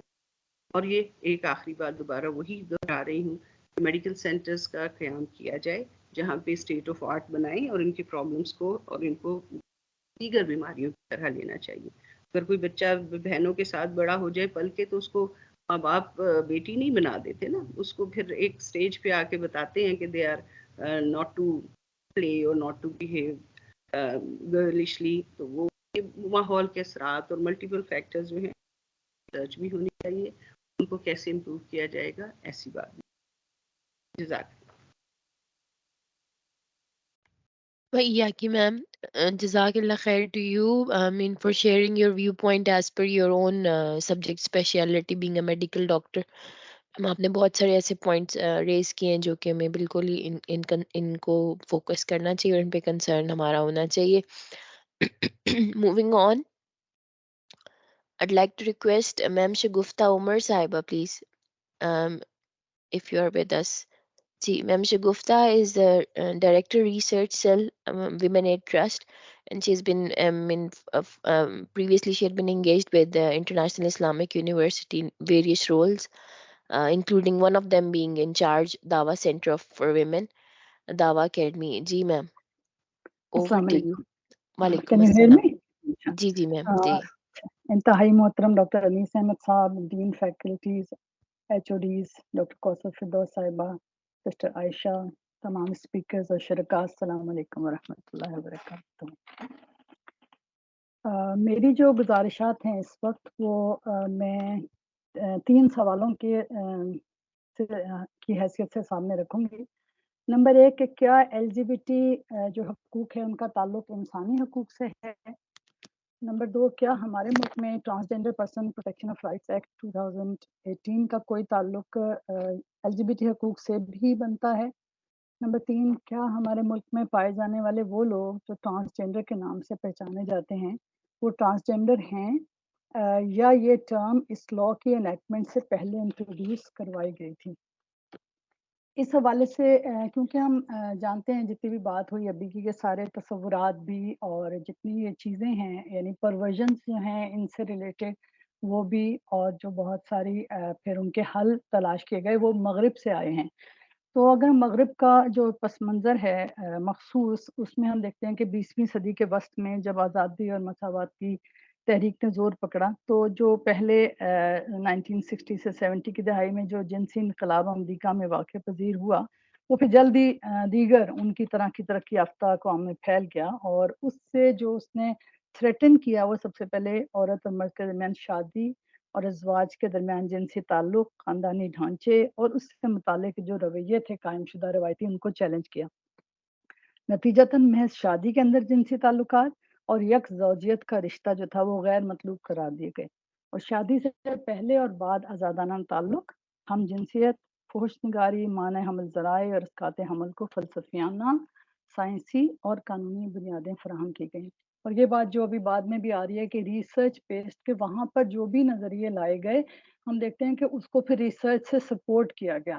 اور تو یہ بہت ضروری ہے کہ اگر ہم بھی یعنی اپنے ہاں اپنے ماحول کو بچانا چاہتے ہیں یا جو کچھ بھی ہم اپنی نظریے کے تحت امپلیمنٹ کرنا چاہتے ہیں تو اس کے لیے ریسرچ کی امپورٹنس کتنی زیادہ ہے. اس کے آگے پھر ہم دیکھتے ہیں کہ اس سب کاموں میں کیا ہوا کہ جو سٹوری ہے اس کو آگے بڑھانے کے لیے نئی اصطلاحات وضع کی گئیں کہ پھر ہم جنس پرستی کو 20ویں صدی میں جو تھا ایک جبلت اور طبیعت کا ملان قرار دیتے ہوئے اسے ایک عمل کے بجائے ایک رویہ قرار دیا گیا اور اس کے لیے سیکشل اورینٹیشن یعنی جنسی رجحان کی اصطلاح وضع کی گئی اور اس کو ہم انڈرسٹینڈ کرتے ہیں کہ کہا گیا کہ کچھ بھی between male and male between female and female between male and female اور یہ بھی کہا گیا کہ ایسا ہو سکتا ہے کہ کسی کی طرف بھی کوئی رجحان نہ ہو جسے سیکشول قرار دیا گیا. اور ہم جنس پرست افراد جو پہلے ہوموسیکشل کہلاتے تھے اس کے ساتھ ایک نیگیٹو کونوٹیشن بھی تھی اس کو بھی دور کرتے ہوئے اور ان کی ایک وسیع نمائندگی کے لیے پہلے LGB پھر LGBT میں پھر I کا اضافہ کیا گیا جو اب ہم بہت اچھی طرح اب جانتے ہیں ساری ڈسکشنز کے بعد کہ وہ پھر انٹرسیکس ہے اور پھر LGBTIQ یعنی Q کا مطلب کہ ابھی کوشچننگ یا کوئر کے اس میں اور بھی بہت ساری ان کی گنجائش ہے یا یہ کہ person is not sure about himself اور ہر سیلف وہ بھی وہ کر رہا ہے انکوائر کر رہا ہے کہ وہ کیا ہو سکتا ہے. تو یہ ساری چیزیں جو ہیں اور اس کے ساتھ جیسے ڈسکشن بھی آئی کہ خواتین کے حقوق کے پس منظر میں جنس یعنی سیکس اور سیلف جینڈر کے میں تفریق کا جو مباحث تھے اس میں بھی جنس کو جب بایولوجیکل وہ قرار دیا گیا اور صنف کو جو دیا گیا کہ ایک رویہ جو فرد اپنے بارے میں خود محسوس کرتا ہے یا معاشرہ اس کے سے کسی خاص کردار کی توقع رکھتا ہے. تو اس تفریق کو جنسی رویوں کے ساتھ ملا کر سیکشل اورینٹیشن کے ساتھ پھر صنفی شناخت یعنی جینڈر آئیڈینٹی ایک طرف تو سیکس کا رویہ تھا سیکشل اورینٹیشن اب اس کے ساتھ جینڈر آئیڈینٹی اور جینڈر ایکسپریشن کی اصطلاحات بھی سامنے آئیں اور جس کا پھر وہ ہم دیکھتے ہیں کہ مجموعہ جو ہے نا سوگی جس کو بہت one of the human rights کے طور پہ sexual orientation and gender identity and expression کے نام سے رکھا گیا اور اس تصور نے پھر ٹرانسجینڈر افراد کو نہ صرف سماجی طور پر بلکہ قانونی طور پر تسلیم کرنے کے لیے اور سائنسی اور میڈیکل بنیادوں پر ان کی خود ساختہ صنفی شناخت کے مطابق مرد سے عورت اور عورت سے مرد بننے کے لیے تمام سہولیات فراہم کر دیں. تو اس کے ساتھ پھر یہ ہے کہ اس کو یہاں سے جب وہ شروع ہوا تو اس کو پھر اب ہیومن رائٹس سے کس طرح جوڑا گیا جو ہمارا پہلا سوال تھا کہ اس صدی میں یا اس دور میں جو ہیومن رائٹس ہیں وہ اقوام متحدہ کے قائم ہونے کے بعد اقوام متحدہ نے جو ڈیفائن کیے وہ مانے جاتے ہیں. تو 46 میں جو UN چارٹر تھا پھر 48 میں UDHCR تھا United universal declaration of human rights جس میں 30 آرٹیکلز تھے اور تمام بنیادی جو حقوق تھے وہ پیش کیے تھے اور اس کے بعد بہت ساری سبسیکوینٹ ٹریٹیز آتی گئیں یونائٹڈ نیشن سے انسانی حقوق کی اس وقت ڈسکس نہیں کرنے کا ٹائم ان سب میں کہیں پہ بھی جو تھا وہ ہم جنس پرستی کو ہیومن رائٹ تسلیم نہیں کیا گیا تھا. البتہ پہلی دفعہ ہم دیکھتے ہیں کہ خواتین کے حقوق کے نام پہ 1995 میں Beijing plate form of action میں جنسی رجحان کی اصطلاح کو استعمال کیا گیا اور خواتین کے لیے ہم جنس پرستی اور دیگر جنسی حقوق کو تسلیم کیا گیا تھا. بعد میں پھر اقوام متحدہ کی جو جنرل اسمبلی میں بھی اور ہیومن رائٹس کونسل کے بھی مختلف فورم پر 2011 سے لے کے 2016 تک جنسی رجحان اور صنفی شناخت اور LGBT حقوق کی تائید میں قراردادیں، اعلامیہ، بیانات پیش اور منظور ہوتے رہے. ہم دیکھتے ہیں کہ انٹرنیشنل لاء کے اسٹوڈنٹس جانتے ہیں کہ جب جو چیز کوئی ٹریٹی میں نہیں ہوتی، کسی کنونشن میں نہیں ہوتی، اس کے لیے پھر جو اسٹیٹمنٹس ہوتے ہیں اور جس طرح پریسیڈنٹس بنتی ہے تو اسٹیٹمنٹ اور اعلامیے اور وہ سب چیزیں جو ہیں وہ پھر ایک طرح سے لاء بنتی جاتی ہیں. تو ان تمام پیش رفت نے 2011 میں انسانی حقوق کی کونسل میں جو ان حقوق کو بطور انسانی حقوق تسلیم کرانے کی قرارداد منظور کر لی گئی. تو اب یہاں جیسے ڈاکٹر مکلثوم نے بھی کہا تھا کہ یہ کیسے انسانی حق، کیسا انسانی حق ہے، تو یہ انسانی حق آنیسٹلی ہم تو اسے وہی سمجھتے ہیں کہ ثم رددناہ اسفل سافلین والی بات ہے، لیکن اس کو انسانی حقوق انٹرنیشنل لیول پر تسلیم کر لیا گیا اور پھر اس بنیاد پر اقوام متحدہ کے جو ادارے تھے مختلف، انہوں نے یہ رپورٹس بنانی شروع کر دی کہ کن علاقوں میں ان تمام چیزوں کے خلاف جو ہے وہ قوانین ہیں یا بلنگ ہے یا ان کے حقوق کی پروٹیکشن نہیں ہو رہی، انہیں کیا کیا مسائل ہیں. اور پھر ممبر ممالک کو کہا گیا کہ اس پہ سائن بھی کریں کہ یہ انسانی حقوق ہے، اور جتنے بھی یہ ان کے خلاف قوانین ہیں، چاہے وہ نفرت پہ مبنی ہیں، چاہے وہ ان کے خلاف تشدد ہے یا ان کو صحت کے جو بھی ان کے حقوق ہیں ان کے خلاف ان پر وہ اپنے ہاں ان کو ممکن بنائیں. اور اس کے اندر پھر یہ اس کا جو رزلٹ نکلا وہ یہ نکلا کہ ان جو ہم جنسیت جو کہ پہلے ممنوع تھی یا نہ رویت سمجھے جاتے تھے، انہیں سماجی قبولیت حاصل ہو گئی. اور اب یہ الٹا ہو گیا کہ ہم جنسیت کے خلاف اگر کوئی قانون بنے گا یا بات کرے گا تو وہ تنقید کا نشانہ بنے گا، اور اگر کہیں پہ اس کے خلاف قوانین ہیں جیسے مسلم ممالک میں ہیں اور بھی غیر مسلم ممالک میں بھی ہیں تو ان قوانین کو تنقید کا نشانہ بنایا جائے گا. اور پھر تبدیل جنس کے لیے طبی سہولیات کا میسر کرنا، پھر ہم جنس ارکان کی ابھی پریڈز کا فخریہ پریڈز کا ذکر آیا، یہ سب چیزیں جو ہیں وہ ایک کامن ہوئیں. اور اس کے لیے قانونی رستے کے لیے پھر جو جس طرح ہم نے کہا کہ ہیومن رائٹس اس کو بنایا گیا اور کس طرح آگے بڑھایا گیا کہ اس میں جو ہیومن رائٹ کو بیس بنانے پہلے سے ہیومن رائٹ اسٹیبلش کرا لیا گیا، اب اسے ہیومن رائٹ کی بیس پر جو ہے کہ ایک بندہ جو ہے کیونکہ اس کا یہ حق ہے کہ جتنے بھی ملکوں میں ان کو تسلیم کرایا گا، وہ کہا گیا کہ ایک بندے کو شادی کا حق ہے، اسے خاندان بنانے کا حق ہے، نجی زندگی میں اس کو رازداری کا حق ہے. ان دلائل کے طور پر قوانین کی تشریح کی گئی اور ہیومن رائٹ کو بیس بناتے ہوئے یہ چیزیں وہاں پہ دی گئیں. اسی طرح جب جو مختلف کنونشنز تھے یا ملک کے جو کانسٹیٹیوشنز تھے ان میں جو ایکویلٹی کا کانسیپٹ تھا یا ایکول رائٹس کا تھا یا ایکول میرجز یا میرج ایکویلٹی، اس کو بنیاد بناتے ہوئے پھر سیم سیکس میرجز کو آگے لایا گیا. اور پھر اس کے بعد ایک چیز یہ اہم تھی کہ طبی اور سماجی علوم کے ماہرین کے ذریعے معاشرے میں ان افراد کی جو تھی قانونی شادیوں کے لیے فکری، تحقیقی اور طبی بنیادیں فراہم کی گئیں. ایسے افراد کو قانونی طور پر جوڑے تسلیم نہ کیے جانے کی بنیاد پر انہوں نے کہا کہ جی میڈیکل سہولیات کی عدم دستیابی ہوتی ہے، انہیں ہیلتھ پالیسیز میں عدم شرکت ہوتی ہے، نتیجتاً ان کے صحت اور مالی مسائل ہوتے ہیں. چنانچہ ان تمام حوالوں سے جو کہا گیا کہ اگر ان کو ایک فیملی کے طور پر ایکسیپٹ کیا جائے گا، لیگل کیا جائے گا، تو یہ معاشرے میں خوشحال گھرانوں کا کردار ادا کر سکتے ہیں. بہت ساری باتیں اڈاپشن اس کے حوالے سے سامنے آ گئی. ایک بہت اہم طریقہ جو ان کو پھر ہیومن رائٹ بنانے کا اور ایکسیپٹ کرانے کا ہے وہ ہے عدلیہ کے فیصلوں کے ذریعے. تو اعلیٰ عدالتوں کے کئی اہم فیصلوں کے ذریعے سب سے بڑا اہم جو ہے 2015 میں امریکہ کی سپریم کورٹ نے ڈیفینس آف میرج ایکٹ کو غیر آئینی قرار دیا. اس میرج ایکٹ میں یہ تھا کہ سیم سیکس شادی نہیں ہو سکتی. اس کے نتیجے میں امریکہ کی 50 ریاستوں میں ہم جنس شادی پر پابندی ختم ہو گئی. اس طرح اور ممالک ہیں. اور ہمارے لیے خطرے کی بات یہ ہے کہ 2018 میں انڈیا کی سپریم کورٹ نے انڈین پینل کوڈ کی دفعہ 377 کو منسوخ کرتے ہوئے ہم جنس پرستی کو جرائم کی فہرست سے نکال کر ہم جنس پرستی کے حق میں فیصلہ دے دیا.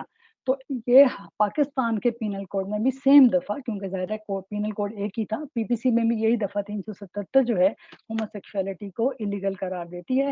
اور اب انٹرنیشنل رپورٹس ایسی ہیں ہمارے پاس، آئی سی جے کی ہے اور کچھ اور رپورٹس ہیں جس کے اندر یہ کہا گیا ہے کہ پاکستان کے اندر 377 جو آرٹیکل ہے لاء کا، فوجداری قانون کا، اس کو ہٹانا چاہیے. تو یہ وہ چیزیں ہیں. اس کے ساتھ ایک بہت اہم چیز یہ ہے کہ ان تنظیموں کے ذریعے بہت سی تنظیموں کے ذریعے ان تمام، یعنی ہم تو یہ سوچ رہے ہیں نا کہ یہ ہو گیا اور ہمارے ہاں ایک لا آیا اور پھر لا کے بعد ہم اس پہ بات کرنا شروع ہوئے، اس کے بعد پھر ہم LGBT رائٹس پہ بات کرنا شروع ہوئے، اس کی نیگیٹو چیزوں پہ. تو یہ کام تو کتنا ہو رہا ہے کہ 1979 سے ایک تنظیم ہے جو کہ international lesbian gays association world ہے، اور وہ ایکوساک اسٹیٹس ہے اس کا UN میں، اور دنیا کے 160 ممالک سے تعلق رکھنے والے اور مختلف علاقوں سے 1800 تنظیموں کی فیڈریشن ہے. دنیا میں اتنی تنظیمیں دن رات ان حقوق کے لیے کام کریں. اور پاکستان بہت ڈیٹیل ہے اس کی پھر کہ، اور بہت ساری تنظیمیں ہیں، اور انٹرنیشنل کمیشن، انٹرنیشنل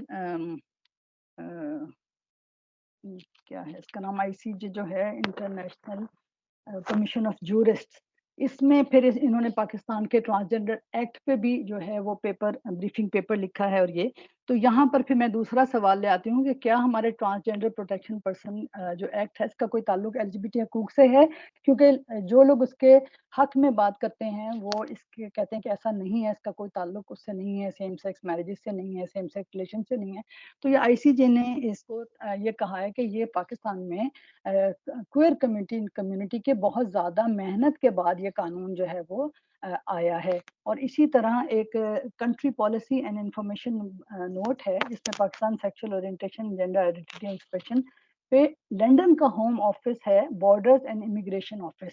کیونکہ پھر ایسے لوگوں کو اسائلم کی بھی بعض دفعہ ضرورت پڑتی ہے، تو وہ ایسے ملکوں میں جہاں نئے نئے قوانین آتے ہیں یا جہاں وہ قانون جائز نہیں ہوتے ان کی پہ رپورٹس تیار کرتے ہیں. تو انہوں نے بھی کہا ہے کہ یہ بہت زیادہ پاکستان کے اندر یہ سارے مسائل کا ذکر کیا ہے، یہ لاز کا ذکر کیا ہے، اور یہ بتایا ہے کہ یہاں پر یہ ٹرانسجینڈر ایکٹ آیا تو ہے پر اس کو پروٹیکٹ کرنے کی ضرورت ہوگی، اور یہ کوئر کمیونٹی اور اس کے بہت زیادہ تعاون سے یہ کام ہوا. اور ظاہر ہم جانتے ہیں کوئر کمیونٹی کا کیا مطلب ہے. تو یہ دوسرا بات یہ آ گئی کہ اس کا تعلق LGBT حقوق سے ہے، کیونکہ ویسے بھی جو T ہے LGBT میں that denotes transgender. LGB میں لیسبین، گیز اور بائی سیکشل تھے، لیکن اس میں ٹرانسجینڈر، اور جس طرح اب ہم نے ساری ڈیفینیشن سنی تو ٹرانسجینڈر میں اب ہمیں کوئی ابہام نہیں ہے. لیکن پہلے ہمیں بھی اتنی انڈرسٹینڈنگ نہیں تھی. جب بھی پاکستان میں 2018 میں جب یہ قانون بنا تو نہ ہمارے جو لیجسلیٹرز تھے وہ، نہ اکیڈیمیا سے لوگ، نہ اسکالرز، نہ ہم اسٹوڈنٹ ٹیچرز، کسی کو بھی اندازہ نہیں ہوا کہ یہاں ٹرانسجینڈر کی ڈیفینیشن کیا ہے. حالانکہ کچھ لوگ ایسے تھے جو ان چیزوں سے واقف تھے لیکن نہیں اندازہ ہوا. اور اسی کے ساتھ ریلیٹڈ تیسرا سوال یہ تھا کہ کیا ہمارے ملک میں جو لوگ ٹرانسجینڈر کے نام سے پہچانے جاتے ہیں وہ واقعی ٹرانسجینڈر ہیں؟ ابھی ان تمام ڈسکشنز کے نتیجے میں بات آئی کہ وہ لوگ ٹرانسجینڈر نہیں ہیں، بلکہ ان میں سے بہت سارے انٹرسیکس ہیں. اور اس بات کو بھی ہم چھوڑ دیتے ہیں کہ بہت سارے لوگ محض پیسہ کمانے کے لیے یا یعنی ایک پیسہ ہی کمانا کہیں گے، وہ اپنی جو ہیں وہ مرد سے عورتیں بنتے ہیں، وہ بیسیکلی شاید اس طرح اپنے کو اس طرح انٹرنیشنلی ٹرانسجینڈر نہ سمجھتے ہوں، لیکن وہ ایک ہمارے ٹریڈیشنلی وہ چیز چلی آ رہی تھی. تو یہاں پر یہ دیکھنا ہوگا کہ دنیا بھر میں کہیں، یعنی یہ جب پاکستان میں لا بنتا ہے اور ایک کنفیوژن پیدا ہوتی ہے، ایک رفٹ پیدا ہوتا ہے، اور جب ہم اس طرح بھی بات کر رہے ہیں تو دوسرے لوگ کہتے ہیں کہ آپ ان کے حقوق کے خلاف ہیں، یا بعض انٹرسیکس بھی کہیں گے کہ آپ ہمارے حقوق کے خلاف ہیں. اور ہر جگہ جب آپ ان کی بات سنیں گے تو ہم ان کو ٹرانسجینڈر کے طور پہ متعارف کرایا جاتا ہے.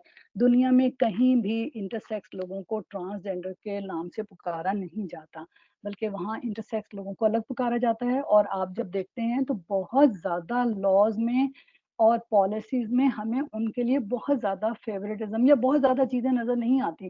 جو اس وقت سارا زور نظر آتا ہے ہمیں وہ ٹرانس کے اوپر نظر آتا ہے، جس پہ تفصیلی بات ہوئی، جس میں تبدیلی جنس کے حوالے سے بھی چیزیں آتی ہیں. تو پاکستان میں جو میری انڈرسٹینڈنگ ہے وہ یہ ہے کہ پہلے ٹرانس کا لفظ ان کے لیے ایک عزت والا، یہاں میں ہجڑا، خسرا اور اس طرح کہتے تھے، یا اشاروں کنایوں میں ان کے لیے ایک نیگیٹو کونوٹیشن کے ساتھ لوگ بات کرتے تھے اور ذکر کرتے تھے. اور یعنی حقیقت ان کو ہمارے معاشرے میں کوئی بھی رسپیکٹ حاصل نہیں ہے. ہم خود اس سب چیزوں کے مجرم ہیں آج تک ہم دیکھیں تو ہم نے کبھی ان کے لیے ریسپیکٹفل بہت بات نہیں کی، اور کبھی ہم نے ان کے کوئی حقوق کی بات نہیں کی اور سوچا بھی نہیں. تو لیکن ان کے لیے ایک محترم ٹرم یوز کرائی گئی ٹرانس، جو سب کو اچھی لگی، ان لوگوں کو بھی اچھی لگی اور شاید معاشرے کو بھی اچھی لگی. اور ویسے بھی انگلش ٹرمز کے اندر کچھ ایک چام پیدا ہو جاتا ہے ہماری نظر میں، تو وہ پھر انٹروڈیوس کرا کے یہ ایک کمپلیکیشن جو ہے یہ لا کے کریٹ کی کا لا میں پھر اس کو ٹرانسجینڈر کا نام دے کے ایک کمپلیکیشن کریٹ کی گئی ہے. جیسے ہی ذرا سی یہ چیزیں کلیئر ہوئی ہیں تو ہم سب کو یہ اندازہ ہونے لگا ہے کہ یہ لا اگر ہمیں انٹرسیکس لوگوں کے لیے بنانا ہے، اور یہ بات ہمیں بار بار واضح کرنی ہے، اور الحمدللہ سب اسپیکرز نے کی کہ جو انٹرسیکس لوگ ہیں، جو خنثی ٹرمز کا استعمال میں اس وقت نہیں جاؤں گی کہ اصل ٹرم جو ہے ہمیں اسی کو استعمال کرنا چاہیے، انٹرسیکس کے بھی بجائے اگر ہم لیگل بات کریں تو ہمیں پھر خنثی ہی کی ٹرم استعمال کرنی چاہیے، جہاں ضرورت ہم بریکٹ میں ہم کر سکتے ہیں۔ تو ان کے حقوق کی ضمانت تو بہت ضروری ہے، لیکن یہ ہے کہ ہم یعنی یہ ہمیں بار بار جو ہے وہ یاد دہانی کرانی چاہیے کہ ہمیں ان کے حقوق کی ضمانت ہے۔ اس کے ساتھ ہی بس میں تھوڑی سی بات یہ رکھنا چاہوں گی کہ ہمیں دیگر ممالک میں جو مسلم ممالک ہیں ان میں الحمدللہ یعنی بعض دفعہ ہمیں جب ہم اس پہ غور نہیں کرتے تو ہمیں یہ بتایا جاتا ہے کہ اب تو یہ سب جگہ چیزیں ہو رہی ہیں۔ میں نے بھی اس پہ ایک ریسرچ پیپر لکھا ہے، تو مجھے یہ پتہ چلا کہ جو مسلم ممالک، نام لینے کی ضرورت نہیں ہے، تقریباً سارے مسلم ممالک میں جو ہے ہم ہوموسیکشوالٹی پہ سزائیں ہیں، صرف انڈونیشیا میں کوئی سزا نہیں ہے، بہت ساری جگہ سزائے موت ہے، اور اس کے لیے کچھ جگہ ہے لیکن کہیں عمل درآمد بھی ہوا ہے، کہیں نہیں ہوا۔ صرف جنوبی سوڈان وہ واحد ملک ہے جہاں آئین میں ہم جنس شادی پر پابندی ہے۔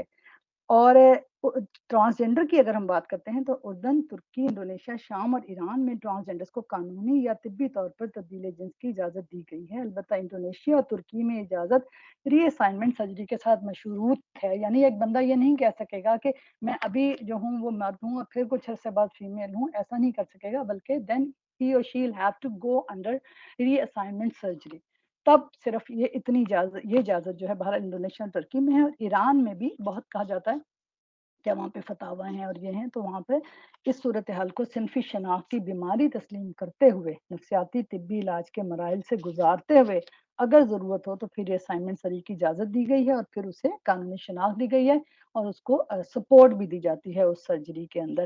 اس کے علاوہ دیگر یعنی 5-6 مسلم ممالک کے علاوہ کسی بھی مسلم ملک میں ٹرانسجینڈر کو کسی قسم کی قانونی حیثیت حاصل نہیں ہے۔ اور بس لاسٹ میں تھوڑے سا ایک اور صورتحال بھی پیش کرنا چاہوں گی کہ صرف یہ مسلم ممالک کا ہی سٹانس نہیں ہے کہ اسرائیل میں بھی ہم جنس شادی غیر قانونی ہے، اور جاپان میں جو ہے اس کے آئین کے اندر یہ ہے کہ مرد اور عورت ہی ایک ہیں جو باہمی اس کے ساتھ رہ سکتے ہیں۔ اسی طرح ہنگری کے آئین میں ہے مین اینڈ وومن، چین میں ہے ان کے میرج لا میں کہ مین اینڈ وومن کین میری، اور رشیا میں 2020 میں آئین پر میں یہ میرا خیال ہے صورتحال کو اندازہ کرتے ہوئے انہوں نے 2020 میں اپنے آئین میں تبدیلی کی اور اس میں پابندی لگائی کہ سیم سیکس میرج نہیں ہو سکتی۔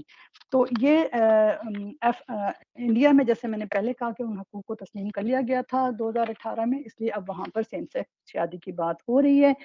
تو یہ ساری گزارشات کے بعد میں 2-3 بس صرف اپنی سفارشات رکھنا چاہوں گی کہ جیسے ڈاکٹر انیس احمد صاحب نے فرمایا ہے کہ جو فیملی لائف ہے وہ اس کی امپورٹنس ہمیں لوگوں کو بتانی ہے، اور الحمدللہ میں سمجھتی ہوں کہ اپنے 23 سالہ ایجوکیشنل پروفیشن میں جو دعویٰ کا پروفیشن تھا اس میں ہم ہر جگہ، ہر لیول پہ، ہر فورم پہ، ہر ٹریننگ پروگرام میں فیملی لائف اور اس پر خواتین کے حقوق اور خاندان کی اہمیت اور خاندان کے حوالے سے قوانین اور اس پہ بات کرتے رہے۔ اور اب میں نے یہ ٹیک اپ کیا ہے کہ جس طرح کالجز میں آج کل میں ریسنٹلی 2-3 جگہ گئی ہوں اور پرنسپل کی اجازت سے میں نے کہا کہ بچیاں بڑی ہیں، if you allow me to talk on marriage and family and they allowed me، اور وہ بہت خوش ہوئے۔ تو ہمیں یہ ایونیوز جو ہے وہ تلاش کرنے چاہیے، جس طرح ڈاکٹر منطور رفیع نے فرمایا کہ فیملی جو ہے فیکلٹی ممبرس کو اس پہ بات کرنی ہے، اپنے اسٹوڈنٹس سے، یونیورسٹی کے اسٹوڈنٹس بڑے ہوتے ہیں اور ہر چیز ان کو پتہ ہوتی ہے، ان کے ساتھ فیملی لائف پہ، میرج کی ڈیٹیل سے بات کرنی چاہیے۔ اور کچھ چیزیں یہ ہیں کہ جو ہمیں، جس طرح میں نے بھی کہا، میں بار بار یہ بات کہوں گی کہ ہم سب کو اس بات کا نوٹس لینا ہے کہ خیال رکھنا ہے کہ ہمارے یہاں پی پی سی میں جو چیزیں ہیں 377 میں اس کو ریپیل نہ کرنے پائیں، کیونکہ انٹرنیشنل لیول پہ وہ سمجھ رہے ہیں۔ اور میری یہ بھی ایک ریکمنڈیشن ہے کہ ہمارے میرج لاء میں بھی اگر مین اینڈ ویمن کا جو ہے کوئی اضافہ کر دیا جائے۔ میں نے اسلامی ذاتی کونسل کے ریپرزینٹیو کی موجودگی میں بات کہی تھی، انہوں نے کہا ہمارے یہاں تو ہے ہی اسلام میں یہ ہے، لیکن جب تک اب دنیا جہاں آ رہی ہے اور قوانین کے پھر آنے کے بعد ہم پابند ہو جاتے ہیں، تو اگر ہمارے قانون میں یہ چیز آ جائے کہ ایک عورت اور مرد کے درمیان ہی شادی ہوگی، اور جیسے کہ قانون کے اثرات پھر ہمیں نظر آ رہے ہیں کہ جتنے بھی اب نئی آ رہی ہیں ہراسمنٹ ایٹ ورک پلیس کا قانون ہے، اس میں ایک سجیشن آ گئی کہ عورت کے ساتھ ٹرانسجینڈر ڈال دیا جائے۔ पॉलिटिकल रिफॉर्म्स का पेपर आया तो उसके अंदर सजेशंस आए, उसमें सब जगह विमेन एंड ट्रांसजेंडर का डाल दिया गया। तो ये जो इफेक्ट नज़र आ रहे हैं, जाहिर है कि ये तो अब जब हमारे कानून साज इदारे ही इसमें कानून में तब्दीली करेंगे, लेकिन हमें इनका नोटिस लेना है। और रिसर्च की बात आ गई, ये तमाम यानी हमें मल्टी डिसिप्लिनरी जो है वो रिसर्च एक्टिविटीज़ करनी होंगी। सिर्फ हमारी जो जैसा इस वक्त हमने जनरल बातों से बहुत ज़्यादा आगे फ़ायदेमंद वो होगी जो हमारी सारी दुनिया में फिर एक्सेप्ट हो, जिसमें फिर कई डिटेल आ गई, मेडिकल, लीगल, सोशल वर्क में, एंथ्रोपोलॉजी में, साइकोलॉजी में, इन तमाम चीज़ों में हमें जो है वो रिसर्च करनी होगी। एक ख़ास मैं ये कहना चाहूँगी कि हमें कवानीन के असरात और रीअसाइनमेंट सर्जरी जो है ट्रांसजेंडर्स के हवाले से उनके जो असरात दुनिया में नमूदार हो रहे हैं उन पे रिसर्च करनी चाहिए। I have gone through few stories जो बच्चियों की हैं, जो लड़कों की हैं, जिन्होंने बताई हैं कि हॉरिबल स्टोरीज हैं, हाउ देयर फीलिंग नाउ, उनके ऊपर क्या इफेक्ट्स हो रहे हैं। तो ये जब हम इंशाल्लाह इनके साथ फिर हमारी बातों में वजन भी पैदा होगा। आई होप मैंने बहुत ज़्यादा टाइम ना ले लिया हो। आप सबका बहुत शुक्रिया मेरी बातों को गौर से सुनने का। अस्सलाम वालेकुम व रहमतुल्लाह। Walaikum assalam wa rahmatullah. Jazakallah khair, ma'am. Shagufta for providing a bird eye view of the global picture. I mean, काफ़ी alarming चीज़ें जो आपने present की हैं. For now, let's move on to our next speaker, who's Dr. Javeria Said. We are very thankful to her also. She's with us from Australia at the moment, along with her busy working schedule. Dr. Javeria Said is a psychiatrist, a medical doctor by profession also. Ma'am, Dr. Javeria Said, if you're with us, you can proceed. Bismillahirrahmanirrahim. Assalamu alaikum wa rahmatullahi wa barakatuh. Jazakumullahu khairan kaseera for inviting me over to this very important discussion. And this is something that I've been looking forward to. We need to have the discussion on this very important topic among the people who are thinkers and who can work in academia, especially. I'm going to focus my talk on only transgender issue, the issue of transgender. Although transgender issue is not unrelated or disconnected from homosexuality, obviously they're all interconnected, which is why they're spoken or they're considered under the same umbrella term. But because other people have already spoken about it, and there is I feel like there is still quite clarity on the issue of homosexuality among Muslims, alhamdulillah. So अभी बहुत ज़्यादा कोई differences नहीं है, मगर when it comes to the issue of transgender, I think there is more ambiguity around that issue, especially in Pakistan and especially and including Muslims living in the West as well. And when it comes to transgender, we have already spoken, Dr. Naveed, but has spoken about intersex people, or Ghazala ne bhi Khansa ke hawale se baat ki. So we do understand that people who have medical and biological issues, who are born with medical and biological issues, and when there is sexual ambiguity based on their biological makeup or the genetic makeup, then Islamic law, Islamic Sharia, and the relevant medical and psychological fields, they have some room for the gender affirmative surgery and treatment as well. But when it comes to transgender people, the main ambiguity is around that. So I'm going to focus on that part only.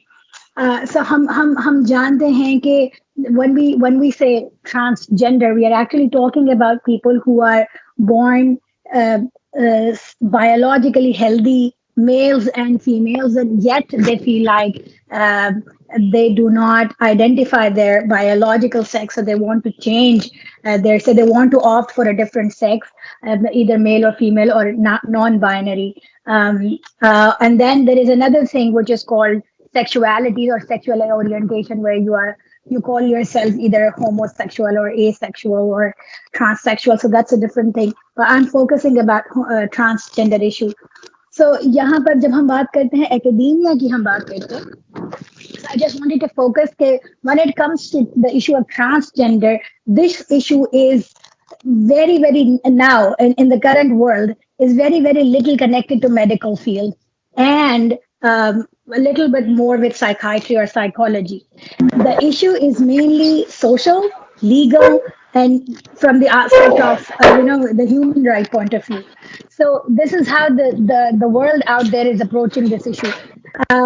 So the definition of gender has been changed around the globe. So they are saying that the gender is the social construct in its entirety, which is unrelated to the biological makeup of a person. So वो ये कह रहे हैं कि no आप यहाँ पे जितनी भी डिस्कशन हुआ and whenever I had discussion with people who are working in Pakistan, we're mainly focused, the common general public of Pakistan, whenever we talk about the issue of transgender, they always come up with the issue of intersex people. What if somebody is born with gender ambiguities, or what do we do? And then we talk about rights and this should be done, and the empathies are attached to those people, which is right. Magar we are talking about people who are healthy males and females, and yet they feel like they don't identify their sex, their biological sex, and they want to change. So now we know that the world out there, जो ruling world है, ठीक है, वो Muslim world नहीं है, लेकिन जो ruling world है, और when I said rule means कि जो ideological एतबार से जो दुनिया को rule कर रहे हैं, जो ह्यूमन राइट्स के पॉइंट ऑफ व्यू से जो दुनिया के लिए रूल्स को सेट कर रहे हैं वो लोग, और वो लोग जो उसके ऊपर फिर आगे जाके एक पूरा कॉन्स्ट्रक्ट बनाते हैं, सोशल कैंपेन्स चलाते हैं, मीडिया कैंपेन्स चलाते हैं, then they start working on the on the fields which are more connected to the general public, जैसे कि मीडिया, जैसे कि ड्रामा, फिल्म और मूवीज और novels. These are the, so जितनी भी बहस होती है एकेडेमिया में, how does this these discussions are delivered, how do they deliver these discussions to the general public through popular media और थ्रू नॉवेल एंड ये, तो ये सारी जो चीजें हैं जिसके ऊपर जिन लोगों का हाथ है, we know that they are saying they are all agreed upon one definition, that the person's gender identity is their self, in their right, is their right which is self determined and based on their self perception.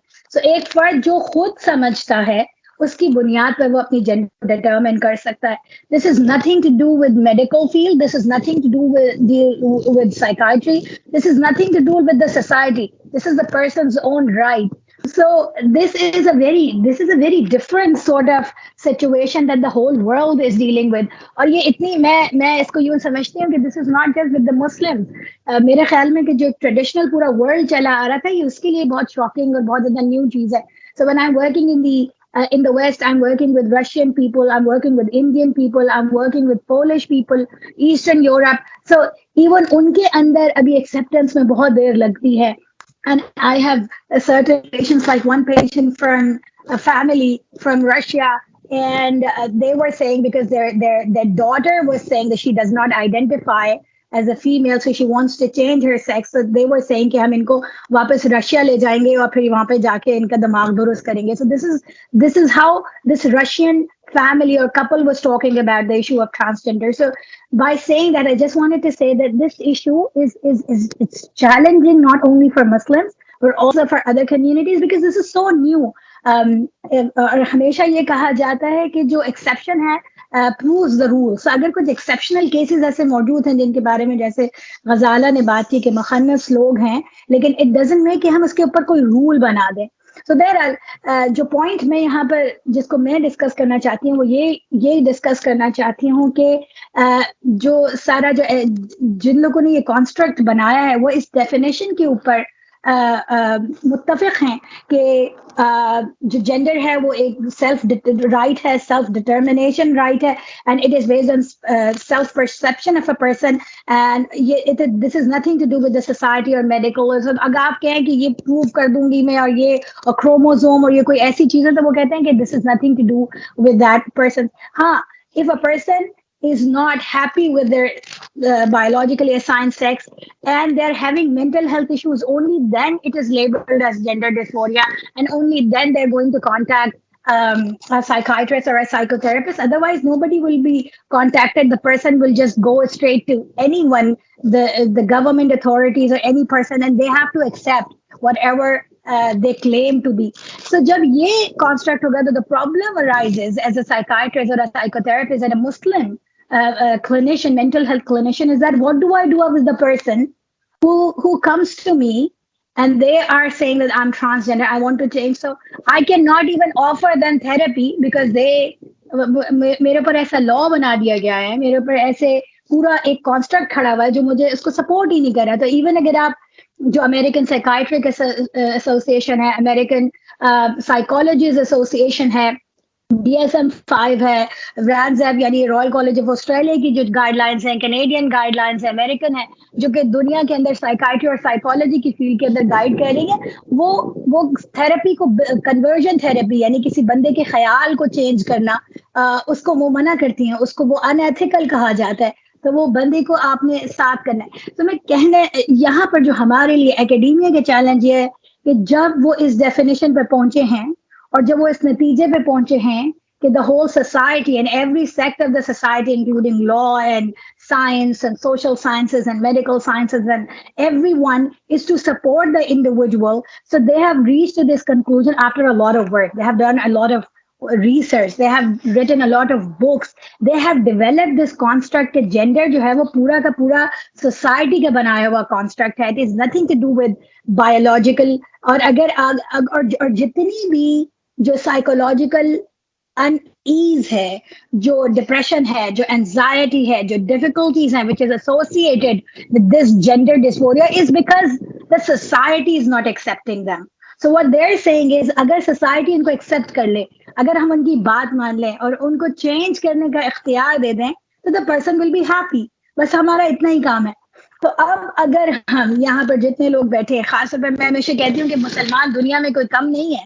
मुसलमान दुनिया में जो है वो 1.5 billion Musliman hai. We're a large community, so our point of view also matter. So if we wish to bring an alternate concept, a completely different narrative, then we have to come forward with power and also with the same sort of approach कि जहाँ पे हमें भी अपना philosophical level पर, ethical level के ऊपर, हमें psychological level के ऊपर, हमें religious level के ऊपर बात करनी पड़ेगी. जब हम ये कहते हैं कि नहीं रिलीजन ये कहता है इसके, और अगर कोई शख्स अपना जेंडर चेंज करता है तो उसके साथ ये ethical and legal complications associated है.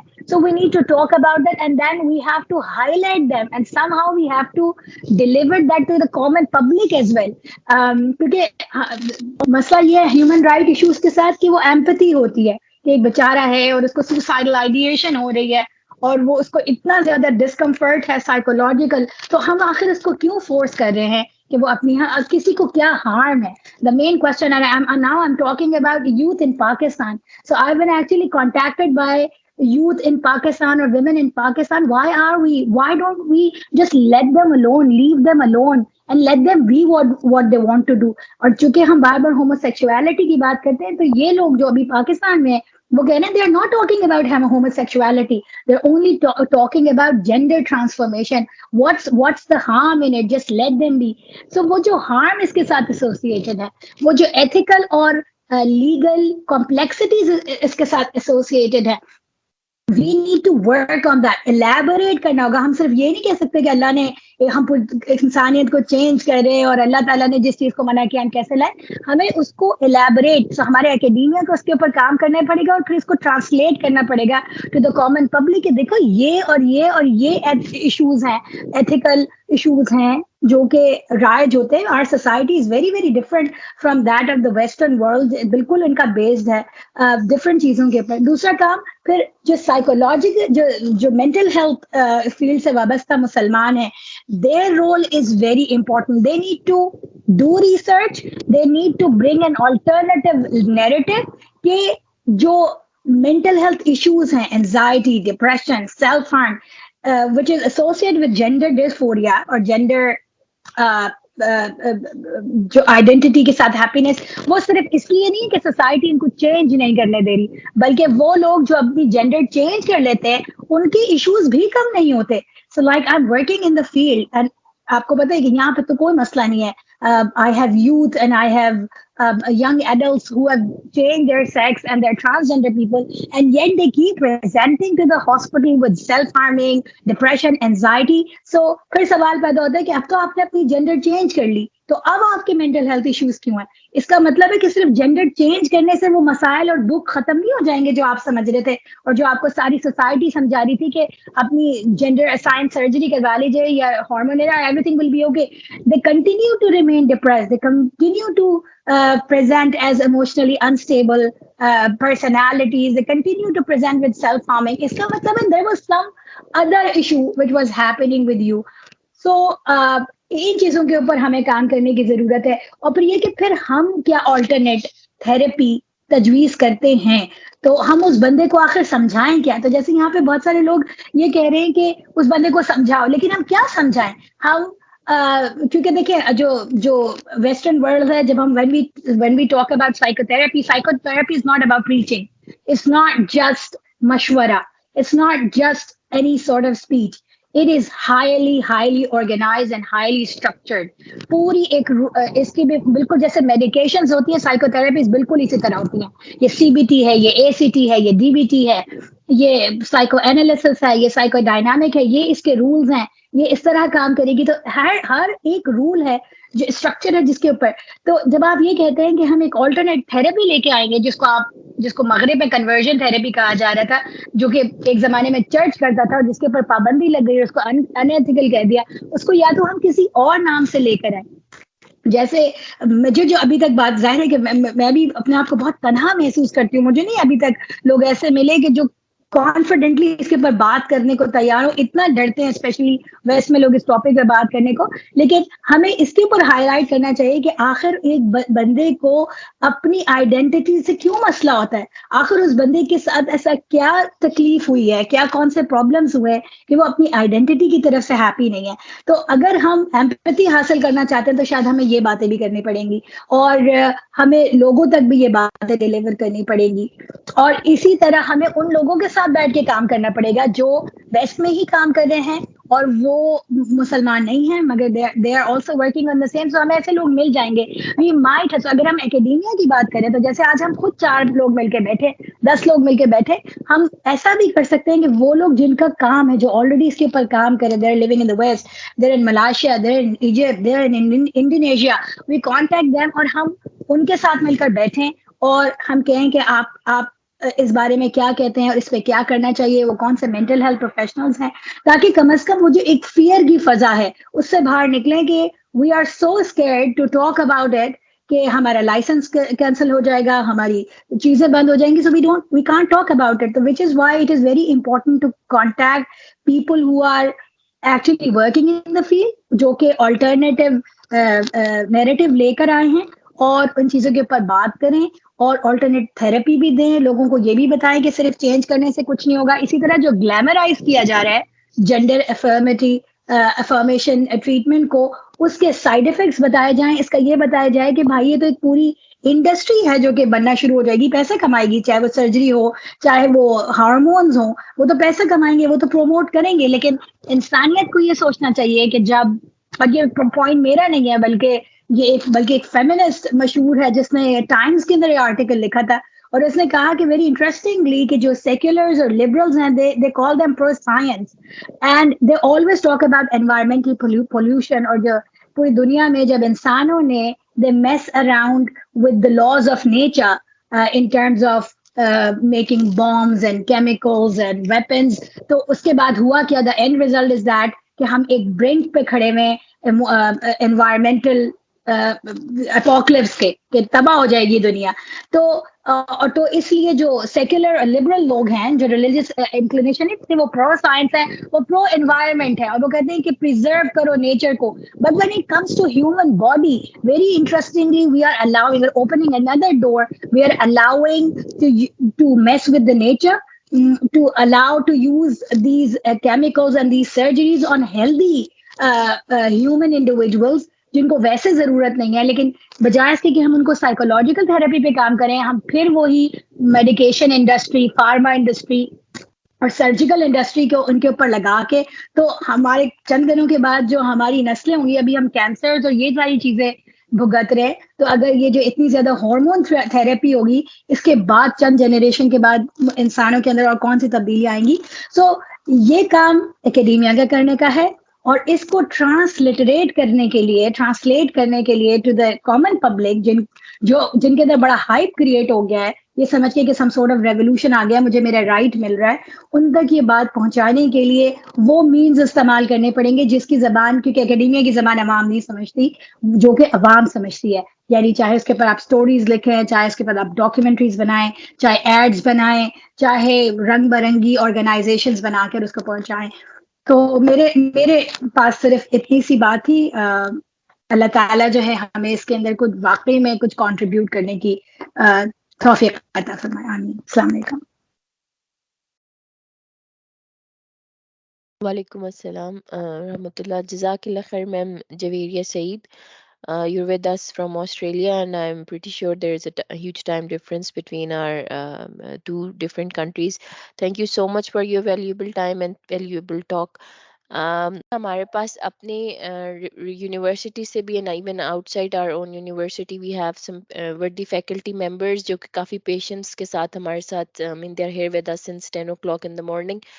आप में से कोई पार्टिसिपेंट्स अपने वॉलंटियरली अपनी टॉक कोई देना चाहते हैं तो we like to hear from you, you more than welcome. इसके अलावा कोई क्वेश्चंस और कमेंट्स आप किसी की स्पीच के बारे में दे रहे हैं तो वो भी हम लेंगे आपसे इंशाल्लाह.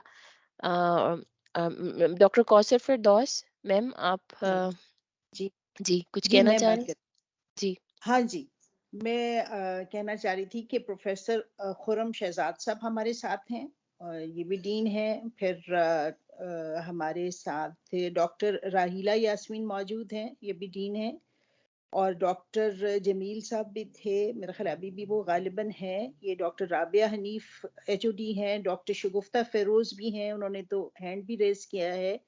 प्रोफेसर शाहीना भी हैं, और बाकी भी हमारे कुछ दूसरे लोग भी बैठे हुए। मैं चाहूंगी अगर इन लोगों में से कोई बात करना चाहे तो पहले वो कर ले, उसके बाद बाकी भी जो लोग हैं वो बात कर लें। चलें जी, हम वन बाय वन ले लेते हैं कमेंट से questions. Ma'am Shagufta Firoz, you are the first one, please go ahead. जी, अस्सलाम वालेकुम जी. Thank you very much for giving me this opportunity to share my few comments or ideas. और सबसे पहले तो I would like to congratulate Dr. Kausar also for such a valuable roundtable conference. मैं सिर्फ यहाँ पे मैंने सुना सुबह से सारा कुछ, और आई एम इनटू प्रैक्टिस, और मैं एक इंटीग्रेटिव फिजिशियन हूँ. हमारा मेडिकल का और इंटीग्रेटिव का एक डिफरेंस है.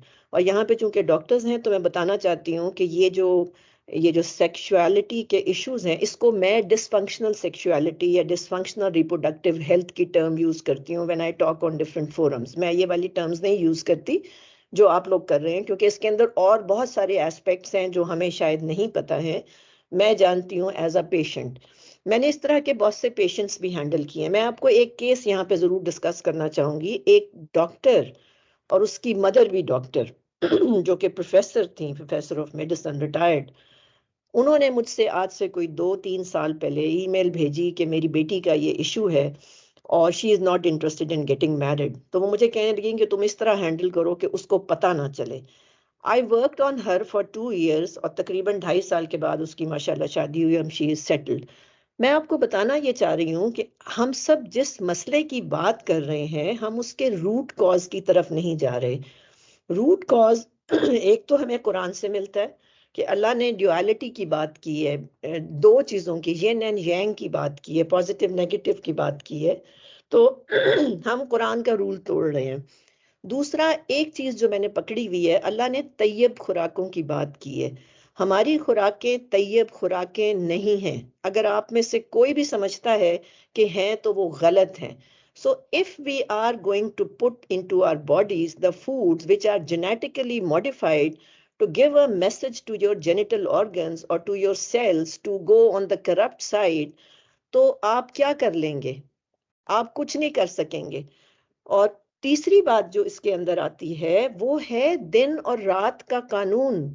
अल्लाह ने कुरान में कह दिया है, मैंने रात सोने के लिए बनाई है और दिन जागने के लिए बनाया है. रात को हमारी बॉडी اپنے نیگیٹو کیمیکلز کو ڈیٹاکس کرتی ہے، اپنی نیگیٹو تھاٹس کو ڈیٹاکس کرتی ہے. Probably doctors might be aware of the term glymphatics. Brain اپنے اندر سے ٹاکسک تھاٹس کو ڈیٹاکس کرتا ہے. ہم نے کبھی دیکھا کہ ہمارے بچے کیا کر رہے ہیں؟ تو جو ایپی جینیٹکس ہے، اب جینیٹکس ونیٹکس آؤٹ ہو گئی ہے، اب ٹرم یوز ہوتی ہے ایپی جینیٹکس کی. اور تیسری بات جس پہ ہم نے کسی نے نہیں کوئی بات کی ہے وہ ہے پری کنسیپشن ہیلتھ. یہ جو ڈس فنکشنل ریپروڈکٹیو ہیلتھ شروع ہوتی ہے یہ ووم سے شروع ہوتی ہے، یہ ماں کے پیٹ سے شروع ہوتی ہے.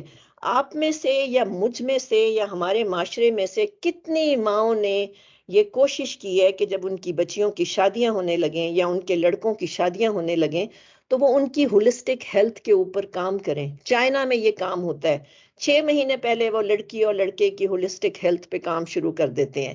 They want them to be a whole male, they want them to be a whole female. So we are lacking this. ہمارے پاس کوئی کنسپٹ نہیں ہے. ہمارے ہاں بے تکے چیزوں کے اوپر شرم ہے اور بے تکے چیزوں کے اوپر ہم بے حیا ہو چکے ہیں. تو آر سوسائٹی، میں نہیں سمجھتی کہ ہمیں میکرو ایشوز کو چھیڑنا چاہیے. میں 32 سال سے اس معاشرے کے ساتھ کام کر رہی ہوں. میری یہ اپروچ ہے معاشرے کے ایشوز کی طرف. I go at the micro level. میں I believe in baby steps. ایک چیز میں آپ کو اور بتاؤں جو میری اب سائنسز ہیں، انٹیگریٹو میڈیسن یہ بات کرتی ہے self awareness of self care کی. آپ حیران ہو جائیں گے، آپ حیران ہو جائیں گے یہ بیماریاں ان گھروں میں ہے جہاں بہت زیادہ ریلیجن پریویل کرتا ہے. آپ حیران ہو جائیں گے کہ مطلب آپ سوچ نہیں سکتے کہ ایک اتنا انسان، نیک انسان، اس کے گھر میں اس کا بیٹا یا بیٹی اس بیماری کا شکار ہے. اور میں چونکہ being a family physician also میں ان کے راز ہوتے ہیں میرے پاس. تو میں آپ کو یہ کہنا چاہتی ہوں سب کے لیے کہ پلیز اس چیز کو ہم جبھی سالو کر سکیں گے جب ہم پہلے اپنی سیلف انالیسس پہ جائیں. We should be aware of ourselves. Hypersexuality is an issue which is prevailing in our society. آپ نہیں جانتے، آپ کو نہیں پتا کہ یہاں پر بھائی اس کو ریپ کر رہا ہے، آپ نہیں جانتے کہ یہاں پہ باپ ریپ کر رہا ہے بیٹی کو، آپ کو نہیں پتا اپنے معاشرے کا یہ ہو کیا رہا ہے. ہم جو اتنے بڑے ایشو کو چھیڑ رہے ہیں، میں یہ سمجھتی ہوں the first thing should be we should be aware of ourselves. حضرت علی کا قول ہے اور مجھے وہ بہت پسند ہے کہ آپ نے فرمایا جس نے اپنے آپ کو پہچانا اس نے اپنے رب کو پہچانا. تو پہلے ہمیں اپنے اندر جھانکنا پڑے گا کہ ہم جو باہر جا کے لوگوں کی اصلاح کرنا شروع کر رہے ہیں، what is happening in our own family. اور اگر ہمارے بیٹے یا بیٹی میں وہ جراثیم موجود ہیں ڈسفنکشنل ریپروڈکٹیو ہیلتھ کے، تو کیا غلط ہو رہا ہے. اس میں فوڈ کا رول ہے، اس میں رات کی نیند کی کمی کا رول ہے، اس میں غلط قسم کی ریلیجس تعلیم کا رول ہے. کسی بندے کو، میں یوتھ سے جب بات کرتی ہوں، وہ اللہ کو نہیں جانتا. اتنا ایتھیزم بڑھ رہا ہے. یہ ساری چیزیں انٹر کنیکٹڈ ہیں. اگر یہ ریپروڈکٹیو ہیلتھ خراب ہوئی ہے تو اس کے پیچھے فیتھ بھی آتا ہے. اچھا میں ان کی آپ کو بیماریاں بتاؤں، یہاں پہ کسی نے ذکر بھی کیا ہے. یہ سارے جو لوگ ہیں جو ان بیماری سے سفر کر رہے ہیں، they all have NCDs, non-communicable diseases. موٹاپا ہے، polycystic ovaries ہیں، ڈسلپیڈیمیاز ہیں، ان کے لپڈز ہائی ہیں. یعنی الٹیمیٹلی وہ جا کے یا سوسائڈ کمٹ کرتے ہیں یا وہ کسی سائیکوسس کا شکار ہوتے ہیں یا وہ بیمار ہوتے ہیں. تو بہت کمپلیکس ایشو ہے، لیکن اس کو ہمیں بہت مائکرو لیول پہ شروع کرنا پڑے گا اور بڑے پیار سے لے کے چلنا پڑے گا بچوں کو. اگر ہم کیٹیگرائز کرتے چلے جائیں گے تم فلاں ہو، تم فلاں ہو، تم فلاں ہو، تو actually we are labeling them and we are promoting what they have conceived about themselves. میں نے جو اس ڈاکٹر پہ کام کیا، اور ظاہر میں بہت سارے میرے پاس سٹوریز ہیں، اتنی نئی ٹرمینالوجیز میں سننا شروع ہو گئی ہوں regarding sexuality. nobody would have ever heard. مجھے نہیں پتا، آپ یہاں پہ ایک پیڈیٹیشین بھی ہیں شاید انہوں نے سنی ہو. infant masturbation. When a doctor came with her child having this problem, تو I knew یہ بچہ آگے جا کے جائے گا ہوموسیکشوالٹی کی طرف. اس بچے پہ کام کیا میں نے 1 سال and now that child is okay. تو ہمیں کام ماں کے پیٹ سے شروع کرنا ہے، پھر جا کے ہم آہستہ آہستہ اس کا روٹ کاز کو ایلیمنیٹ کرنا شروع کریں گے. اور جو بچے आपने एकेडेमिया की बात की है, ये जो बच्चे इस वक्त हैं इनको अभी अवेयर करने की जरूरत है। अगर हम लॉ इम्प्लीमेंट करेंगे, हम लेक्चर्स देंगे, तो मेरा नहीं ख्याल है, बिकॉज बच्चा इज वेरी रिबेलियस। मुझे काफी जगहों पे जाने का, यूनिवर्सिटीज में मौका मिलता है बोलने का। मैंने देखा आप इस टॉपिक पे उनसे नहीं बात कर सकते, वो आपको कह देंगे जी आप पुराने जमाने के। But by changing, by modifying their behavior, by giving them love, compassion, empathy, you can change their behavior, और वो खुद चेंज करेंगे।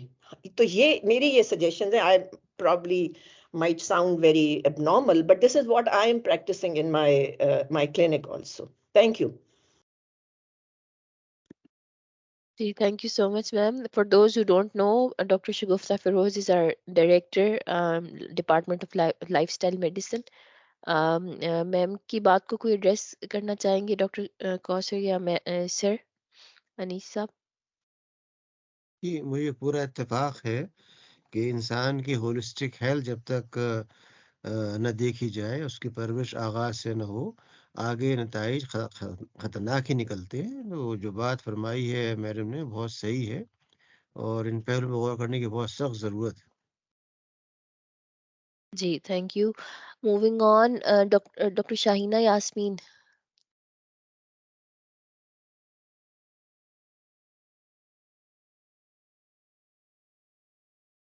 Assalamu alaikum wa rahmatullahi wa barakatuh. I'm Professor Shahina Yasmin from Rifa International University, being a microbiologist by profession. One point which everything has been addressed very well and in excellent manner by all the participants. I just wanted to add few points. Number one is that this particular satanic idea of transgender, it was not a one-day project, not a few years project. It developed and nurtured over a long period of time due to certain maybe conscious or unconscious acceptance, entertainment, or adoption by the human beings around the world. And then it emerged in younger generation, and it was realized when it was very late. And we have overlooked many minor things which then end up in disaster. Now, starting these few things were then when we started with the genuine ideas of gender equality and similarity, many a times based upon humanity and human rights. The gradual adoption of the dress, hairstyle, jewelry, makeup, beauty parlor, and natural activities of opposite gender resulted in its acceptance as global social norm. The encouragement, motivation, facilitation, or boosting of females to compete with males in every field, and the establishment of co-education institutions, mixed gender working environment, placed without discrimination or privilege, shifting of gender roles and responsibilities, and casual or comfortable gender interaction as colleagues, and performance of same jobs. Gradually, it decreased the realization of two distinct genders. Being Muslim, and in the light of the mission statement of our university, the establishment of state-of-art educational institutions and focus on inculcation of Islamic ethical values, it is the moral and intellectual duty of academicians to create awareness among students regarding the act and the term transgender. So, keeping it in mind when the issue was therefore highlighted, as mentor of one of our mentoring badges in fourth year, and I'm mentor of two badges in fourth year and as well as in final year, we discussed the issue in our mentoring session. The students, they raised the question, how come such irresponsible, unconstitutional, and un-Islamic bill was presented and approved at such a prestigious forum by the lawmakers and leaders of the nation? The expected and logical outcomes were discussed, and they were considered highly unacceptable by the students.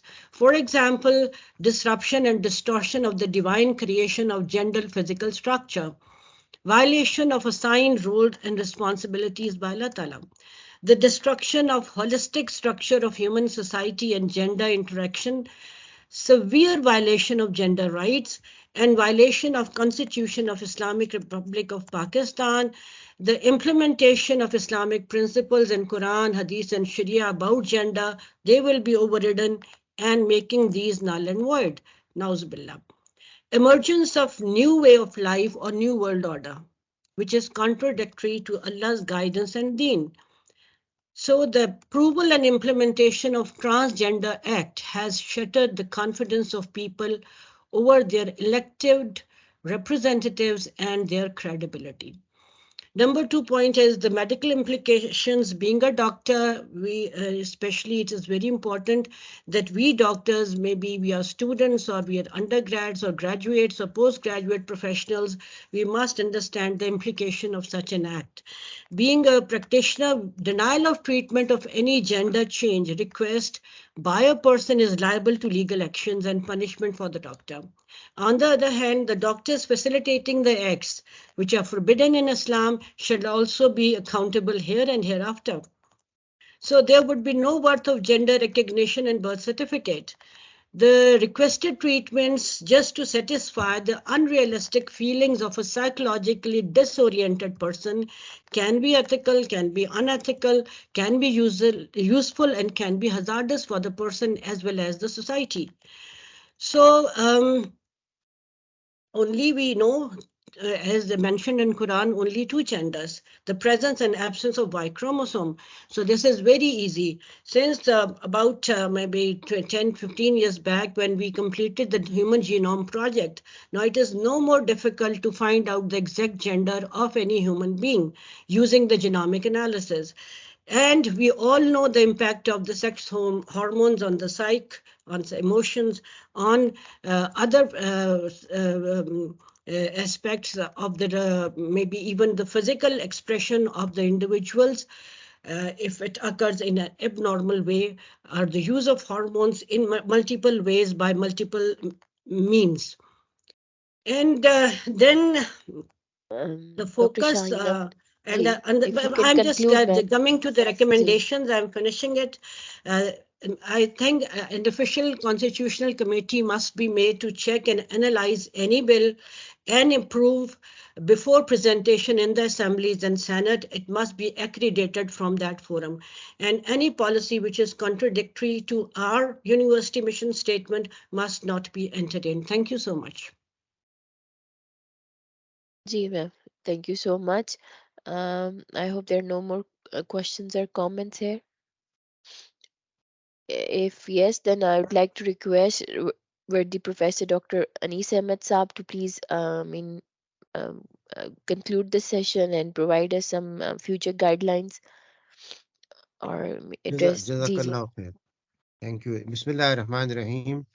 First of all, I thank Allah subhanahu wa ta'ala for guiding our team, giving them courage to address this issue and also find out from the country and overseas persons who are concerned with opinion. We may differ with some of them, but each view has enriched us. I thank all participants and pray to Allah subhanahu wa ta'ala for giving Rifa more and more wisdom and strength in coming up with policies which is a very important issue, as well as implement those suggestions given to us, particularly addressing the issue to our young students, uh, seminar of our various students in which they participate, listen to them, remove their confusions. At the same time, it's very important that we should very clearly state Islamic position where homosexuality is completely uh, not only haram, but the Quran tells us very clearly that before the people of Lut, this was never existing. And that clarifies many issues. It tells us it's not genetic. It tells us it was a choice of their people, a deviance. It also tells us that if that deviance is adopted as a constitutional right, then need to be fully understood. Nevertheless, I believe that we have opened this forum and we must have more discussions, more variety of views, and then ultimately develop our position. But in no way the Quranic position can be suppressed or compromised. The Quran very clearly condemns all those unethical practices which are being encouraged, promoted, rather protected by this law. Therefore, the law has to be condemned, not emotionally, but based on our very solid understanding of the Quran and Sunnah. It is totally against Quran and Sunnah, as our students have indicated, or Shaina mentioned about it. But I hope that this will lead us to our second round of discussion, in which maybe some physical presence can also be arranged, and then Early Policy Institute a document to be addressed to the National Assembly, legal bodies like Sharia Court, Ideological Council. All these have to be approached, but definitely it has to be done based on academic research by our faculty members and those who are involved. I'm glad that from across the country we had people who participated in that, and also those who came from overseas. Again, I thank all of them and hope, inshallah, we will be able to develop a comprehensive research paper with not only analysis of the issue, but also suggested way out, the future direction in which we can help our coming generation in clarifying their minds and removing all those negative aspects which are being projected by this act. The act needs to be critically.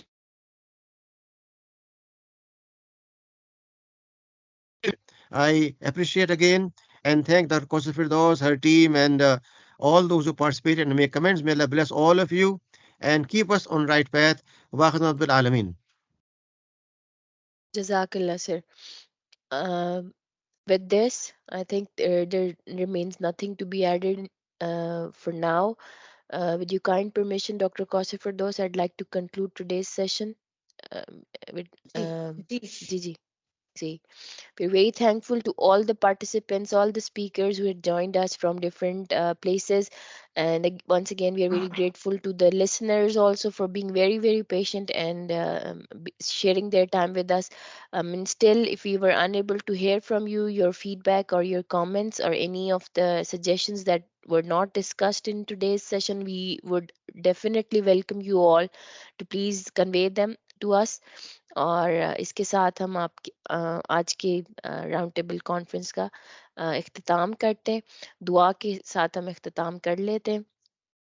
And inshallah, looking forward to hear from you in the future also. سبحانك اللهم وبحمدك نشهد أن لا إله إلا أنت نستغفرك ونتوب إليك. السلام عليكم ورحمة الله وبركاته. Wa alaikum assalam wa rahmatullahi wa barakatuh. Ma assalam.